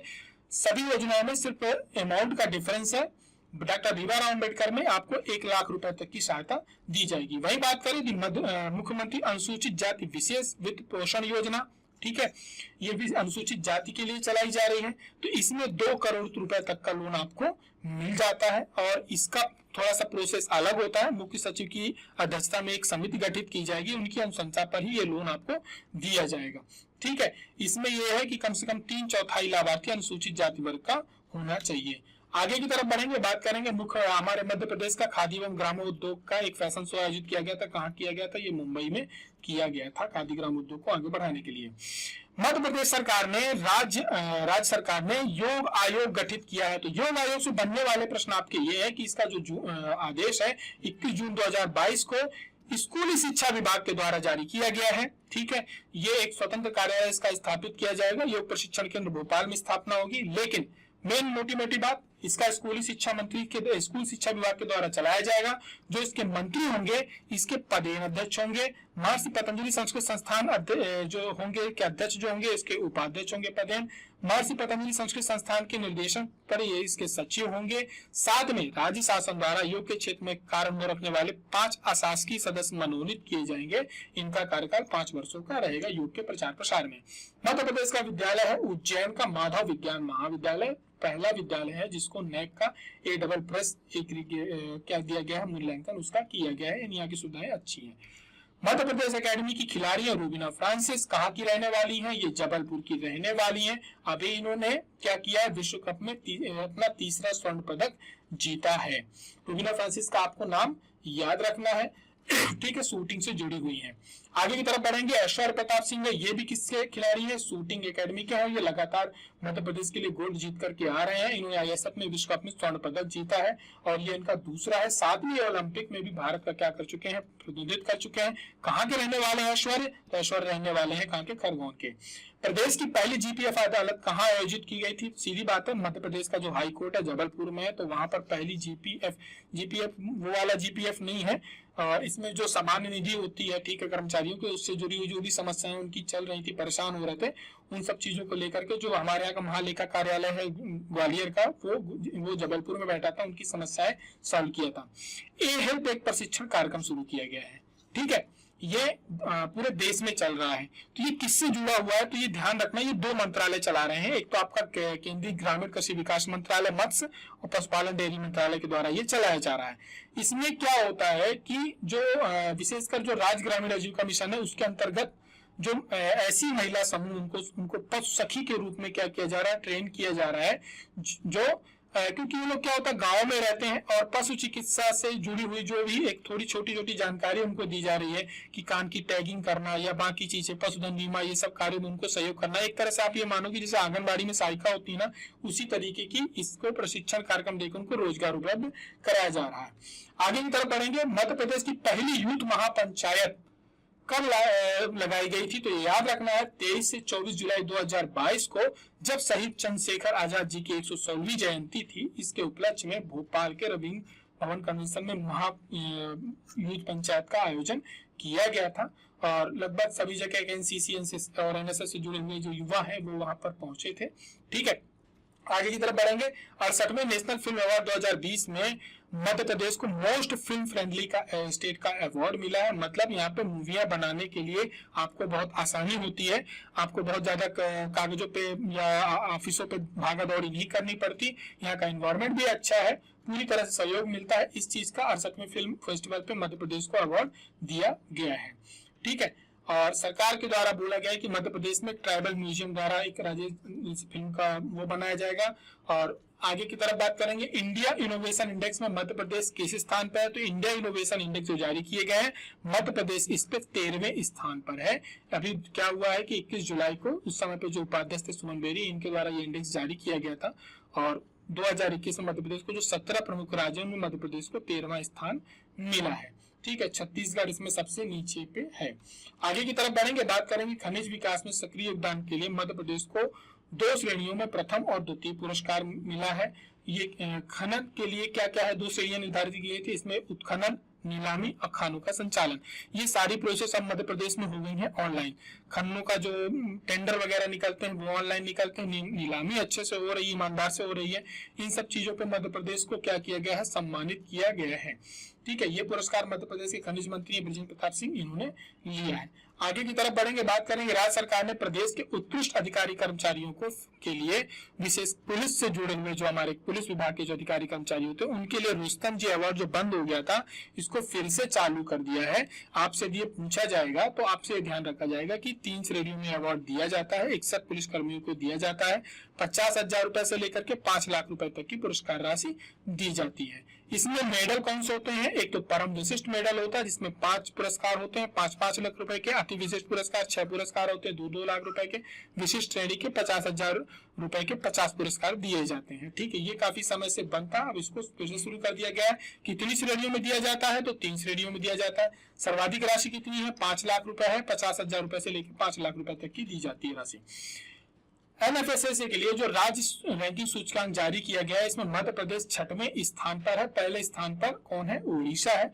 यह जो सार्वजनिक वितरण प्रणाली है उससे जुड़ा हुआ है। जो हमारे पीयूष गोयल है, जो हमारे वाणिज्य उद्योग मंत्री हैं, उन्होंने ये इसका पहला संस्करण जारी किया था। पूरे देश में मध्य प्रदेश को इसमें 6वां स्थान दिया गया। मध्य प्रदेश का स्कोर 786 इसमें रहा है। इसमें कवरेज और लक्ष्यकरण, मतलब ये पूरा का पूरा आप ये देखो कि पूरे वितरण प्रणाली हो गई और एक्सपोर्ट वगैरह, ये सारी चीजों को पूरा एक अध्ययन करने के बाद ये पुरस्कार दिए जाते हैं। ठीक है, मध्य प्रदेश को क्या है, अभी हाल ही में क्या हुआ है कि मध्य प्रदेश के उच्च शिक्षा विभाग को गवर्नमेंट सेक्टर के initiative award to promote digital learning का पुरस्कार दिया गया है। और ये दिया गया है मध्य प्रदेश के जो आयुक्त हैं, उच्च शिक्षा आयुक्त श्री दीपक सिंह, इन्होंने इसको प्राप्त किया है। ये उच्च शिक्षा के क्षेत्र में अच्छा कार्य करने के लिए दिया गया है, लोगों को ऑनलाइन एजुकेशन से जोड़ा है इसके लिए। केंद्र सरकार के कृषि एवं किसान मंत्रालय द्वारा प्रदेश का पहला डोम कहां पर खोला जा रहा है? ये खोला जा रहा है भोपाल पे। ये प्रदेश का पहला डोम होगा। डोम क्या है? जो फूलों की खेती करते हैं उनके लिए एक प्रकार की, आप ये मान के चलो, एयर कूल्ड मंडी है। ठीक है, डोम को आप सीधा सीधा ये समझ जाओ, एयर कूल्ड मंडी है इसलिए क्योंकि कई बार किसान क्या हुआ कि गेंदे के फूल तोड़ के लाया, वहां पर व्यापारी समझ जाते हैं शाम तक गेंदा खराब हो जाएगा, तो औने पौने दाम बोले, उन्होंने नहीं बेचा, लेकिन बेचारे मजबूरी बस उसको बेच के निकल जाते हैं क्योंकि फूल ये ज्यादा समय तक ये रुकते नहीं। तो अब एक उनको एयर कूल्ड मंडी प्रोवाइड कर दी जाएगी जहां पर उनका जो फूल होंगे वो सुरक्षित रहेंगे, तो वो अपने मन माफिक दाम पे उसको क्या करेंगे, बेच पाएंगे। कृषि अवसंरचना कोर्स में मध्य प्रदेश को कौन सा स्थान दिया गया है? मध्य प्रदेश को वर्ष 2022 में प्रथम स्थान दिया गया है। और ये जो अवार्ड है कृषि कल्याण मंत्रालय के जो सचिव हैं उन्होंने ये ग्रहण किया है। ये कृषि के क्षेत्र में अच्छा कार्य करने के लिए पुरस्कृत किया गया है दिल्ली में। नशा मुक्त भारत अभियान में मध्य प्रदेश को जिला श्रेणी में दतिया को प्रथम पुरस्कार दिया गया। नशा मुक्त भारत अभियान, अभी वहां पे जो हमने पढ़ा था वो बाल नशा मुक्त पढ़ा था। नशा मुक्त भारत अभियान में राज्यों में मध्य प्रदेश को सर्वश्रेष्ठ क्रियान्वयन और दतिया को प्रथम पुरस्कार मिला है। इससे ज्यादा आपको इसमें जाने की जरूरत नहीं है, 15 जिले इस पे सेलेक्ट किए गए थे। मुख्यमंत्री उद्योग क्रांति योजना ये क्या है? ये युवाओं के लिए चलाई जा रही है। 12वीं पास जो युवा है 18 से 40 वर्ष तक के, उनको अलग अलग क्षेत्र में अलग अलग प्रकार के लोन प्रोवाइड किए जाएंगे। मैन्युफैक्चरिंग के लिए अलग है, सेवा क्षेत्र के लिए अलग है। ठीक है, और इसके लिए सरकार बाकी की आपकी गारंटी ले ही रही है। ये किस विभाग के द्वारा ये योजना चलाई जा रही है? तो इस सूक्ष्म लघु उद्यम के जो विभाग है हमारे यहाँ का, उसके द्वारा चलाई जा रही है, जिसके मंत्री श्री ओम प्रकाश सकलेचा हैं। आगे की तरफ बढ़ेंगे। मध्य प्रदेश को अभी E4M गोल्डन माइक्स अवार्ड दिया गया है। ये मध्य प्रदेश का जो टूरिज्म डिपार्टमेंट है ये उसको दिया गया है। इनका एक कैंपेन चला था, आपसे कैंपेन के बारे में पूछा जा सकता है, खुशियां तेरे पीछे चले, ये किसका कैंपेन था? तो याद रखना ये मध्य प्रदेश का जो पर्यटन विभाग है उसका ये चला था। उसी को इसमें क्या है कि मध्य प्रदेश के पर्यटन को प्रमोट करने के लिए चलाया गया था। तो ये golden mics award Madhya Pradesh को ये अभी दिया गया है पर्यटन विभाग को। पैरा कैनो एथलीट में भिंड की जो पूजा ओझा है, इन्होंने क्या है अभी स्प्रिंट वर्ल्ड चैंपियनशिप में इन्होंने सिल्वर मेडल जीता है। और पैरा कैनो विश्व चैंपियनशिप में भारत के लिए ये पदक जीतने वाली पहली खिलाड़ी है। इसके पहले पूजा ने राष्ट्रीय चैंपियनशिप में 6 बार स्वर्ण पदक जीत चुकी है। तो आपसे पूछा जाएगा तो ये पैरा कैनो से जुड़ी हुई है। ये जल का एक खेल होता है, नाव होती है, उसको क्या किया जाता है आगे की तरफ बढ़ाया जाता है। भावना देहिया है, अभी इन्होंने हाल ही में क्या है सबसे जो ऊंची चोटी माउंट एवरेस्ट पर क्या किया है, झंडा फहराया है और मध्य प्रदेश का नाम रोशन किया है। इन्होंने ये कार्य 15 अगस्त के दिन किया है। और इसके अलावा इन्होंने यूरोप की जो सबसे ऊंची चोटी शिखर है माउंट एल्ब्रस रूस की, वहां पर इन्होंने क्या किया, तिरंगा फहराया है। और ये पर्वतारोही है, ये कहाँ की रहने वाली है, ये छिंदवाड़ा की रहने वाली है। ठीक है, इसके पहले इन्होंने 2019 में इन्होंने अलग अलग रिकॉर्ड बनाए हुए हैं। रामसर साइट्स की बात करी जाए तो मध्य प्रदेश में वर्तमान में कितनी रामसर साइट्स हो गई? तो मध्य प्रदेश में 4 रामसर साइट्स हो गई हैं। ठीक है, 13 अगस्त की स्थिति में अब इसमें 3 नए स्थलों को जोड़ा गया है। एक तो आपका यशवंत सागर जो कि इंदौर में है वो जोड़ा गया है। सिरपुर तालाब कहाँ पर है? इंदौर पे है। 2 तो इन तालाब आपके इंदौर के हैं। तीसरा आपका सांख्या राजा है जो कि कहाँ पर है? शिवपुरी पे है।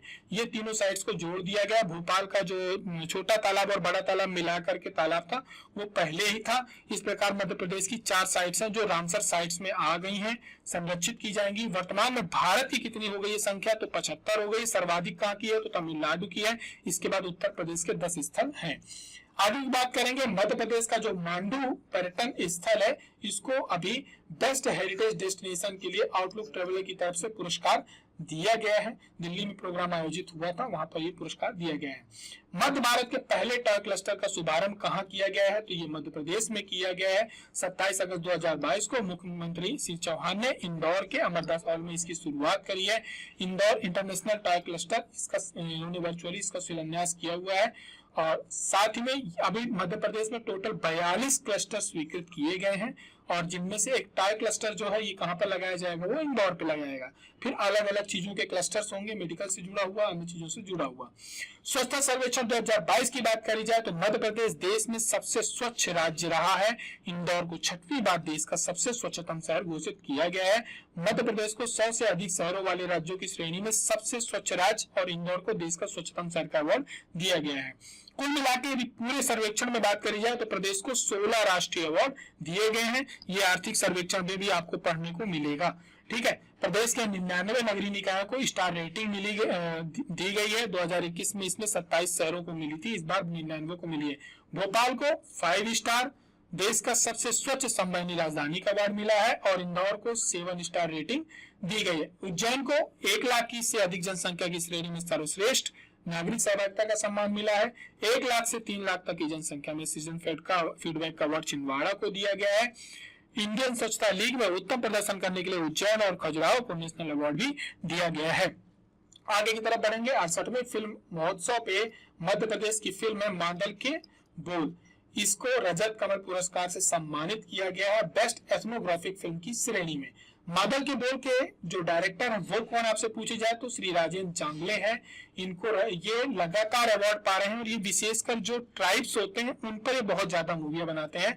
यहाँ पे कई प्रश्न आपके बन सकते हैं। एक तो इसके डायरेक्टर कौन है, मादल के बोल है ही, साथ में किस पर आधारित है? तो आपको याद रखना है कि मध्य प्रदेश में जो बैगा जनजाति है उनके जीवन और उनके ग्रामीण परिवेश पर आधारित ये फिल्म है। ठीक है, आगे की तरफ बढ़ेंगे। बात करें फिल्मों के लिए सबसे अनुकूल राज्य का अवार्ड मध्य प्रदेश को दे ही दिया गया, मोस्ट फिल्म फ्रेंडली का अवार्ड दिया गया है। ठीक है, मध्य प्रदेश देश का एकमात्र राज्य जहां पर लोक सेवा गारंटी अधिनियम में फिल्मों की शूटिंग की परमिशन दी जाती है। राष्ट्रीय बीज निगम की बात करी जाए तो कि आपके जैविक बीज फार्म का शिलान्यास हमारे देश के जो कृषि मंत्री नरेंद्र सिंह तोमर, जो हमारे मध्य प्रदेश से ही आते हैं, कॉन्स्टिट्यूंसी मध्य प्रदेश की मुरैना से है, उन्होंने इसकी शुरुआत मुरैना से करी है। मुरैना में अब क्या है कि जैविक बीज फार्म का इन्होंने शिलान्यास किया है। इसका फायदा ये होगा कि हमारे पास जैविक बीजों की उपलब्धता क्या होगी, धीरे धीरे बढ़ जाएगी। साथ में क्या होगा कि रोजगार भी उपलब्ध कर जाएंगे। तो जैविक बीज फार्म कहाँ पर है, तो याद रखना है जो कि राष्ट्रीय बीज निगम के द्वारा डेवलप किया गया है, ये कहाँ पर है, मुरैना में है। आगे की तरफ बात करें, मुख्यमंत्री जन सेवा अभियान कब से कब चलाया गया था, तो प्रधानमंत्री के जन्मदिन 17 सितंबर से सरदार वल्लभ भाई पटेल के 31 अक्टूबर तक ये चलाया गया था। इसका नाम दिया गया था इस बार मुख्यमंत्री जन सेवा अभियान। लोगों को इसमें क्या शिविर लगाए गए थे और आवेदन लिए गए थे, उनको सबको लाभ दिया गया था। लगभग 83 लाख लोगों को इससे लाभ दिया गया है।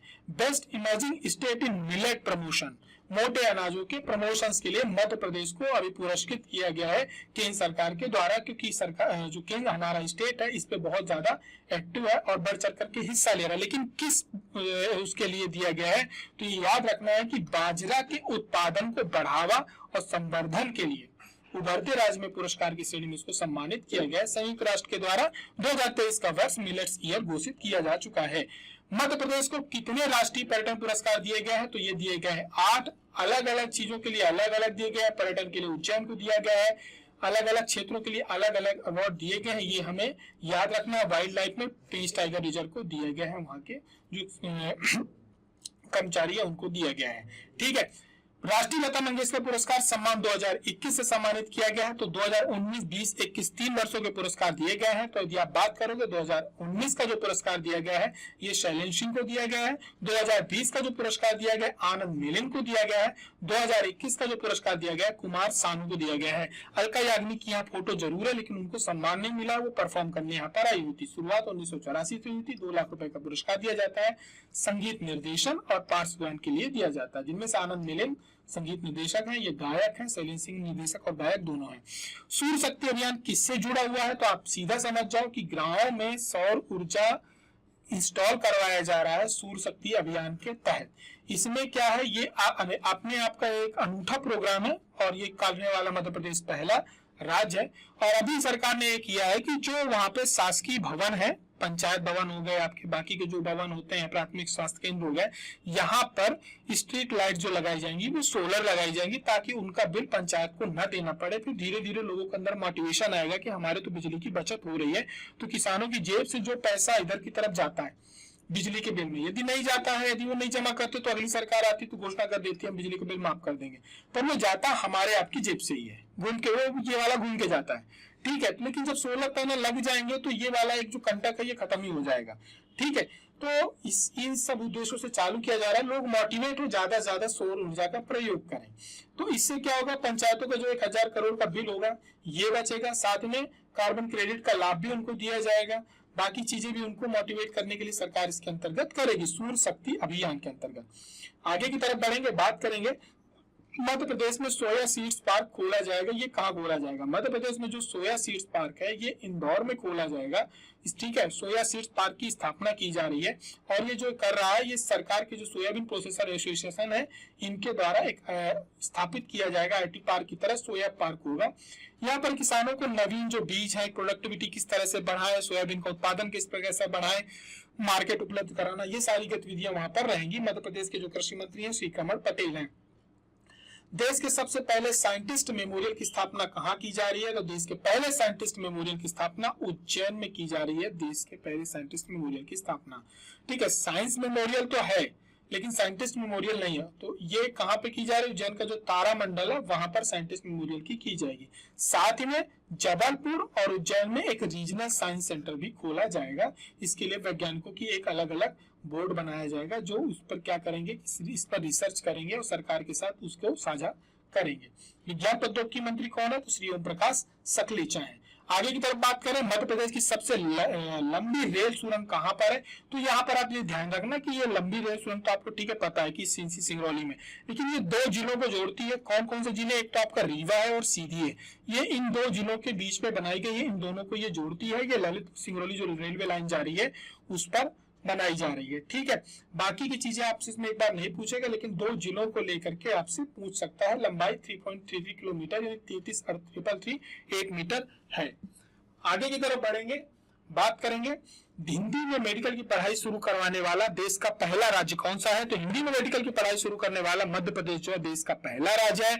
यहाँ पर दो बातें आपको याद रखनी है, देश का पहला राज्य है, ये बिल्कुल सही बात है, लेकिन इसका जो वार रूम है ये मंडार, ये गांधी मेडिकल जो इंस्टीट्यूशन है भोपाल में, वहां पर बनाया गया, मंदार नाम रखा गया, इसको आप याद रखिए। वॉर रूम मतलब यहाँ पे सभी के जो ट्रांसलेटर होते थे, जो नॉलेज वाले होते थे, जिन्होंने इसको हिंदी में कन्वर्ट किया, जो मेडिकल्स की बुक है, एक कठिन कार्य था और उसको बहुत अच्छे तरीके से कन्वर्ट किया है, ट्रांसलेट किया है तो उसका नाम रखा गया था उस हॉल का मंदार।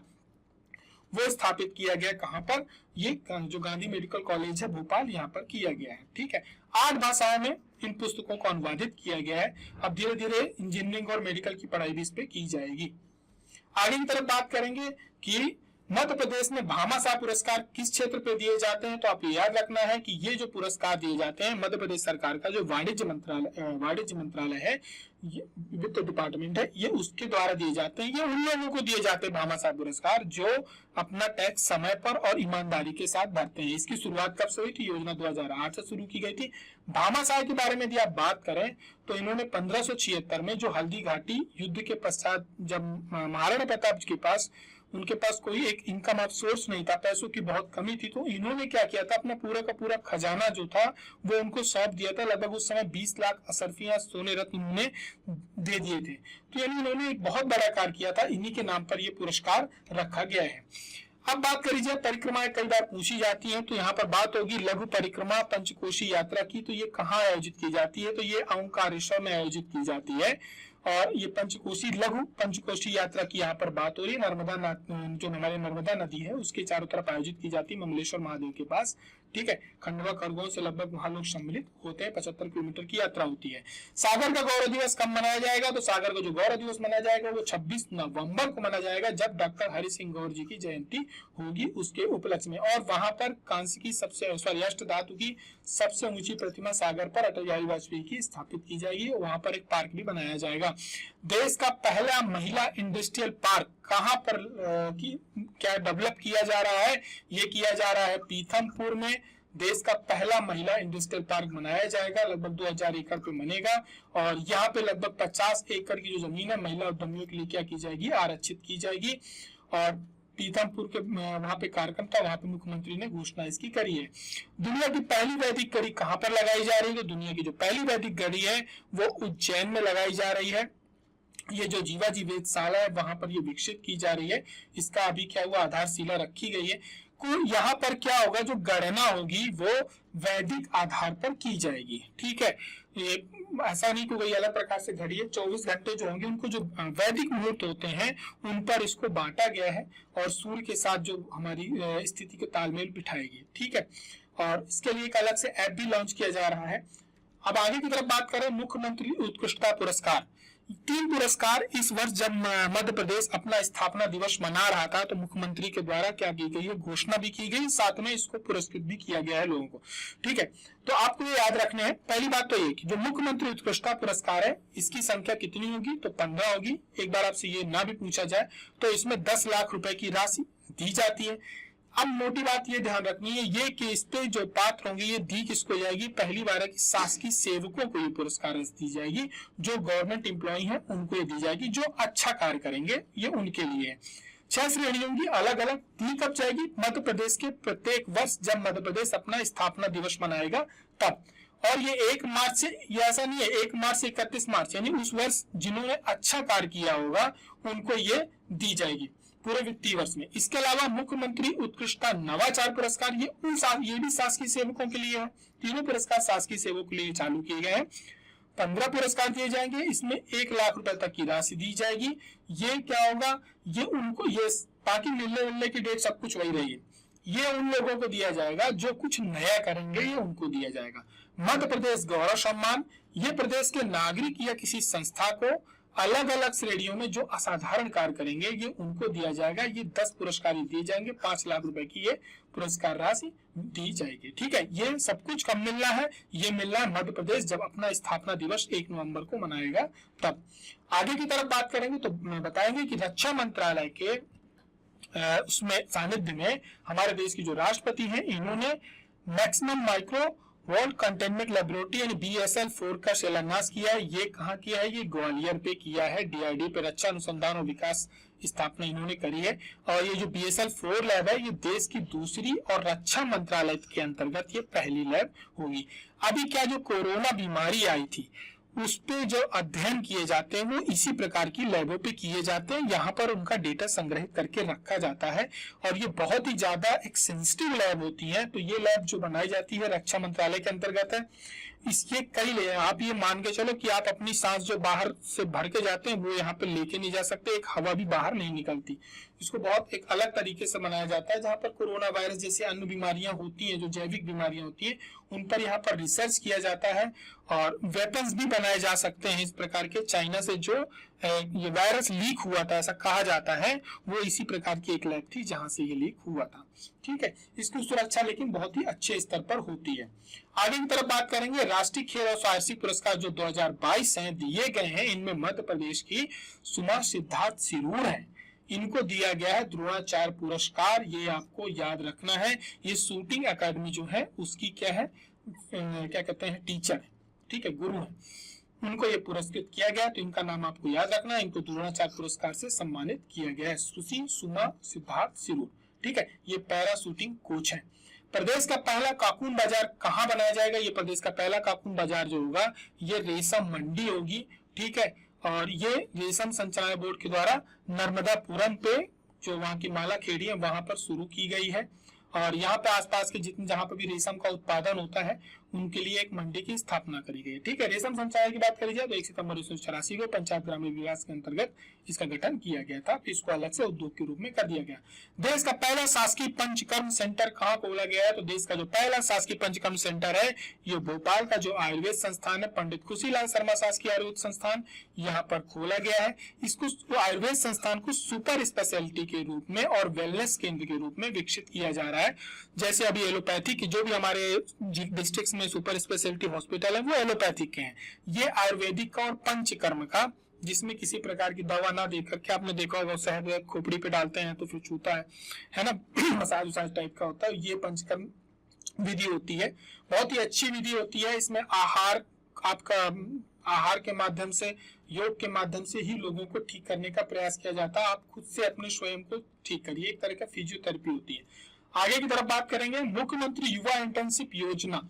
ठीक है, ये क्या कहते हैं, इसका उद्देश्य क्या है आपसे पूछिए, क्योंकि सरकार ने इसका बहुत ज्यादा वो किया था। ये एक प्रकार की देखिए इंटर्नशिप योजना थी, इस वर्ष शुरू की गई है।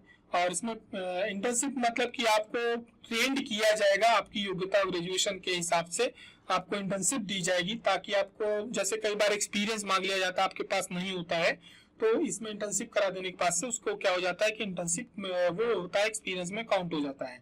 साथ में ये डिग्री करने वाले युवाओं के लिए ये शुरू की गई। मध्य प्रदेश के जो संस्थान है वहां पे उनको ट्रेनिंग दिया गया है, उसका अलग नाम दिया गया मध्य प्रदेश मुख्यमंत्री जन सेवा मित्र। अलग अलग विकास खंडों में सरकार के जो विभाग है वहां पर उनको कार्य कराया जाएगा, उसके लिए इंटर्नशिप भी, उनको कुछ भत्ता भी दिया जाएगा, वो एक्सपीरियंस उनका काउंट होगा, उसके लिए उनको रोजगार भी उपलब्ध कराया जाएगा। तो प्रदेश का पहला मल्टी मॉडल लॉजिस्टिक पार्क की स्थापना कहाँ की जाएगी? तो इसकी स्थापना जी की जाएगी इंदौर में, इंदौर के पास ही में। ये पूरा भारतमाला परियोजना का एक प्रोजेक्ट है। ठीक है, और मल्टी मॉडल लॉजिस्टिक पार्क मतलब एक पूरा एक लॉजिस्टिक हब होगा बड़ा सा, जहां पर क्या होता है कि जो बड़े बड़े कंटेनर्स होते हैं वो अपना माल लोड अपलोड करेंगे, ठीक है, अनलोड करेंगे, ये सारी चीजें की जाएंगी। यदि आप बात करो तो लगभग पूरे देश में अलग अलग लॉजिस्टिक मॉडल विकसित किए जा रहे हैं। पहला यदि कहाँ पे आधारशिला रखी गई थी तो ये असम के जोगीघोपा में रखी गई थी। ठीक है, और देश में पूरे 35 मल्टी मॉडल लॉजिस्टिक पार्क यानी MMLP विकसित करने की योजना है। लेकिन भारत का सबसे बड़ा multi modal logistic park Gujarat के अहमदाबाद जिले की साणंद तहसील के गुरुचंद नगर पे है। ठीक है, गुजरात में है, ये याद रखना है। मुख्यमंत्री की एक अलग योजना है, मुख्यमंत्री पिछड़ा वर्ग अल्पसंख्यक उद्यम स्वरोजगार योजना 2022। ये पिछड़ा वर्ग और अल्पसंख्यकों के लिए योजना चल रही है। इसमें जो है 1 लाख रुपए से लेकर 50 लाख रुपए तक की परियोजना स्वीकृत की जाती है। बाकी लगभग चीजें सब में वही है। कितने वर्ष का अनुदान दिया जाएगा? मध्य प्रदेश के राज्य सांख्यिकी आयोग के प्रथम अध्यक्ष कौन है? तो मध्य प्रदेश के जो राज्य सांख्यिकी आयोग के प्रथम अध्यक्ष हैं वह है श्री प्रवीण श्रीवास्तव। अभी आपको बताया था कि प्रोफेसर अमिताभ कुंडू के अध्यक्षता में जो टास्क फोर्स गठित किया गया था, उनकी रिकमेंडेशन पे ये राज्य सांख्यिकी आयोग गठित किया गया है। ठीक है। और ये जिला स्तर पर जीडीपी का भी कैलकुलेशन करेगा, राज्य स्तरीय सांख्यिकी का अध्ययन करेगा।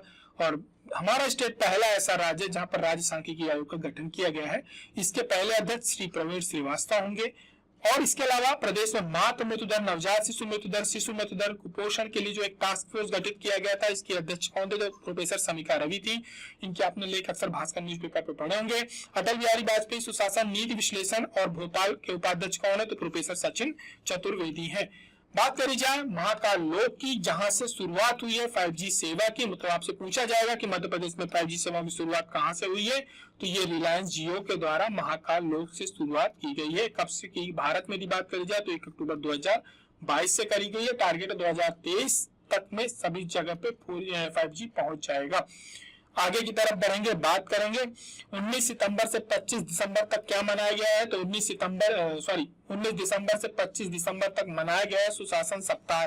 2 सप्ताह मनाए गए हैं, एक मोदी जी के जन्मदिन पे, एक अटल जी के जन्मदिन पे। दोनों को लेकर कंफ्यूजन नहीं रखना है, ठीक है। ये राष्ट्रीय स्तर पर मनाया गया है, ये भी आपको ध्यान रखना है। कार्मिक लोक विभाग जो है उसके द्वारा इसका आयोजन किया गया था सुशासन सप्ताह के रूप में। तो 19 से 25 दिसंबर तक आयोजित किया गया था, लोगों को शासन पहुंचाना था, ठीक है। मध्य प्रदेश पहला राज्य होगा जहां पर आर्टिफिशियल इंटेलिजेंस स्कूलों में पढ़ाया जाएगा। अभी इसको पायलट प्रोजेक्ट के रूप में शुरू किया गया, लगभग 53 स्कूलों में इसको प्रारंभ किया गया है। 8वीं 9वीं के लिए प्रारंभ किया गया, इसके बाद धीरे धीरे इसको आगे बढ़ाया जाएगा। स्कूल शिक्षा मंत्री कौन है? तो श्री इंदर सिंह परमार है। आगे की तरफ बात करें, अटल कवि सम्मान जिसकी शुरुआत इसी वर्ष से हुई है, ग्वालियर के गौरव दिवस के दिन। तो इस वर्ष का जो अटल कवि सम्मान दिया गया है, ये राष्ट्रीय कवि और बोलते हैं ना युद्ध स्तर के कवि हैं, श्री हरिओम पवार, आपने सुना होगा, ठीक है। और ये इन्हें इस वर्ष का अटल कवि सम्मान से अलंकृत किया गया है। डॉक्टर हरिओम पवार ये रहने वाले कहाँ के? उत्तर प्रदेश बुलंदशहर के सिकंदराबाद के हैं, ठीक है। इसके अलावा ग्वालियर गौरव सम्मान भी दिया गया है। तो इस वर्ष ग्वालियर गौरव सम्मान बहुत बड़ी ग्वालियर की हस्तियों को दिया गया। उसमें उस्ताद अमजद अली खां सरोद वादक है, वीके सारस्वत रक्षा वैज्ञानिक है, जमाल यूसुफ हृदय रोग विशेषज्ञ है, वहीं पे सुश्री इसका चौधरी इंटरनेशनल हॉकी खिलाड़ी है, ओपी दीक्षित शिक्षाविद है, इनको दिया गया है। और हरिओम पवार वीर रस के कवि हैं। गढ़कुंटार महोत्सव कहाँ मनाया जाता है? तो गढ़कुंटार महोत्सव हर साल जो मनाया जाता है, ये 3 दिवस का कार्यक्रम होता है। ये अलाउद्दीन खां संगीत महाविद्यालय जो एकेडमी है, इसके द्वारा मनाया जाता है। किसके अवसर पर मनाया जाता है? ये गढ़कुंटार महोत्सव महाराजा खेत सिंह की जयंती पर खंगार समाज के द्वारा मनाया जाता है। और इसमें घोषणा करी गई है कि अब इसमें एक अच्छी अवकाश भी घोषित किया जाएगा, क्योंकि ये गढ़कुंटार जो है निवाड़ी तहसील पे बहुत मतलब कुछ अच्छे स्तर पे ये मनाया जाता है। तो क्या है ये कि जो गढ़कुंटार है, ये उस समय जो निवाड़ी जिला है, इसको उस समय पे जुजैती प्रदेश भी कहा जाता था। जुजैती खंड बाद में फिर इसको प्रदेश बोल दिया गया, जो आज का पूरा बुंदेलखंड है वो। तो जो इसकी राजधानी थी ये कौन सी थी? गढ़कुंटार थी। और इन्होंने स्वतंत्र हिंदू और खंगार राज की जो स्थापना करी थी वो महाराजा खेत सिंह खंगार ने 1182 में की थी। और ये पृथ्वीराज चौहान के बहुत ही अजीज माने जाते हैं, नजदीकी माने जाते हैं, उनको उनकी सेना पे थे। और ये जो खंगार राजवंश रहा, ये अपने शौर्य बलिदान के लिए विख्यात रहा है। और इन्होंने प्रथम राजधानी जो बनाई थी गढ़कुंटार को बनाई थी, वो राजा खेत सिंह ने बनाई थी। और इन्होंने लगभग इनके जो वंश है, इन्होंने लगभग 1182 1347 तक लगभग 165 वर्ष तक गढ़कुंटार में क्या किया था? शासन किया था। 3 दिवसीय अंतरराष्ट्रीय जल महोत्सव का आयोजन कहाँ किया गया है? ये अंतरराष्ट्रीय जल महोत्सव था, याद रखना। राज्य भारत के जितने भी राज्य, सभी जगह के जो जल मंत्री है वो इसमें सम्मिलित हुए थे। और जल किस प्रकार से बचाया जाए, उसका मैनेजमेंट क्या रहे, इन सब चीजों पर विचार किया गया था। ये आयोजित किया गया था भोपाल पे, ये हमें याद रखना है। और उस पर एक अलग क्या कहते पूरा प्रोग्राम आयोजित किया था। तो केंद्रीय जल शक्ति मंत्री कौन है? तो गजेंद्र सिंह शेखावत है, ठीक है।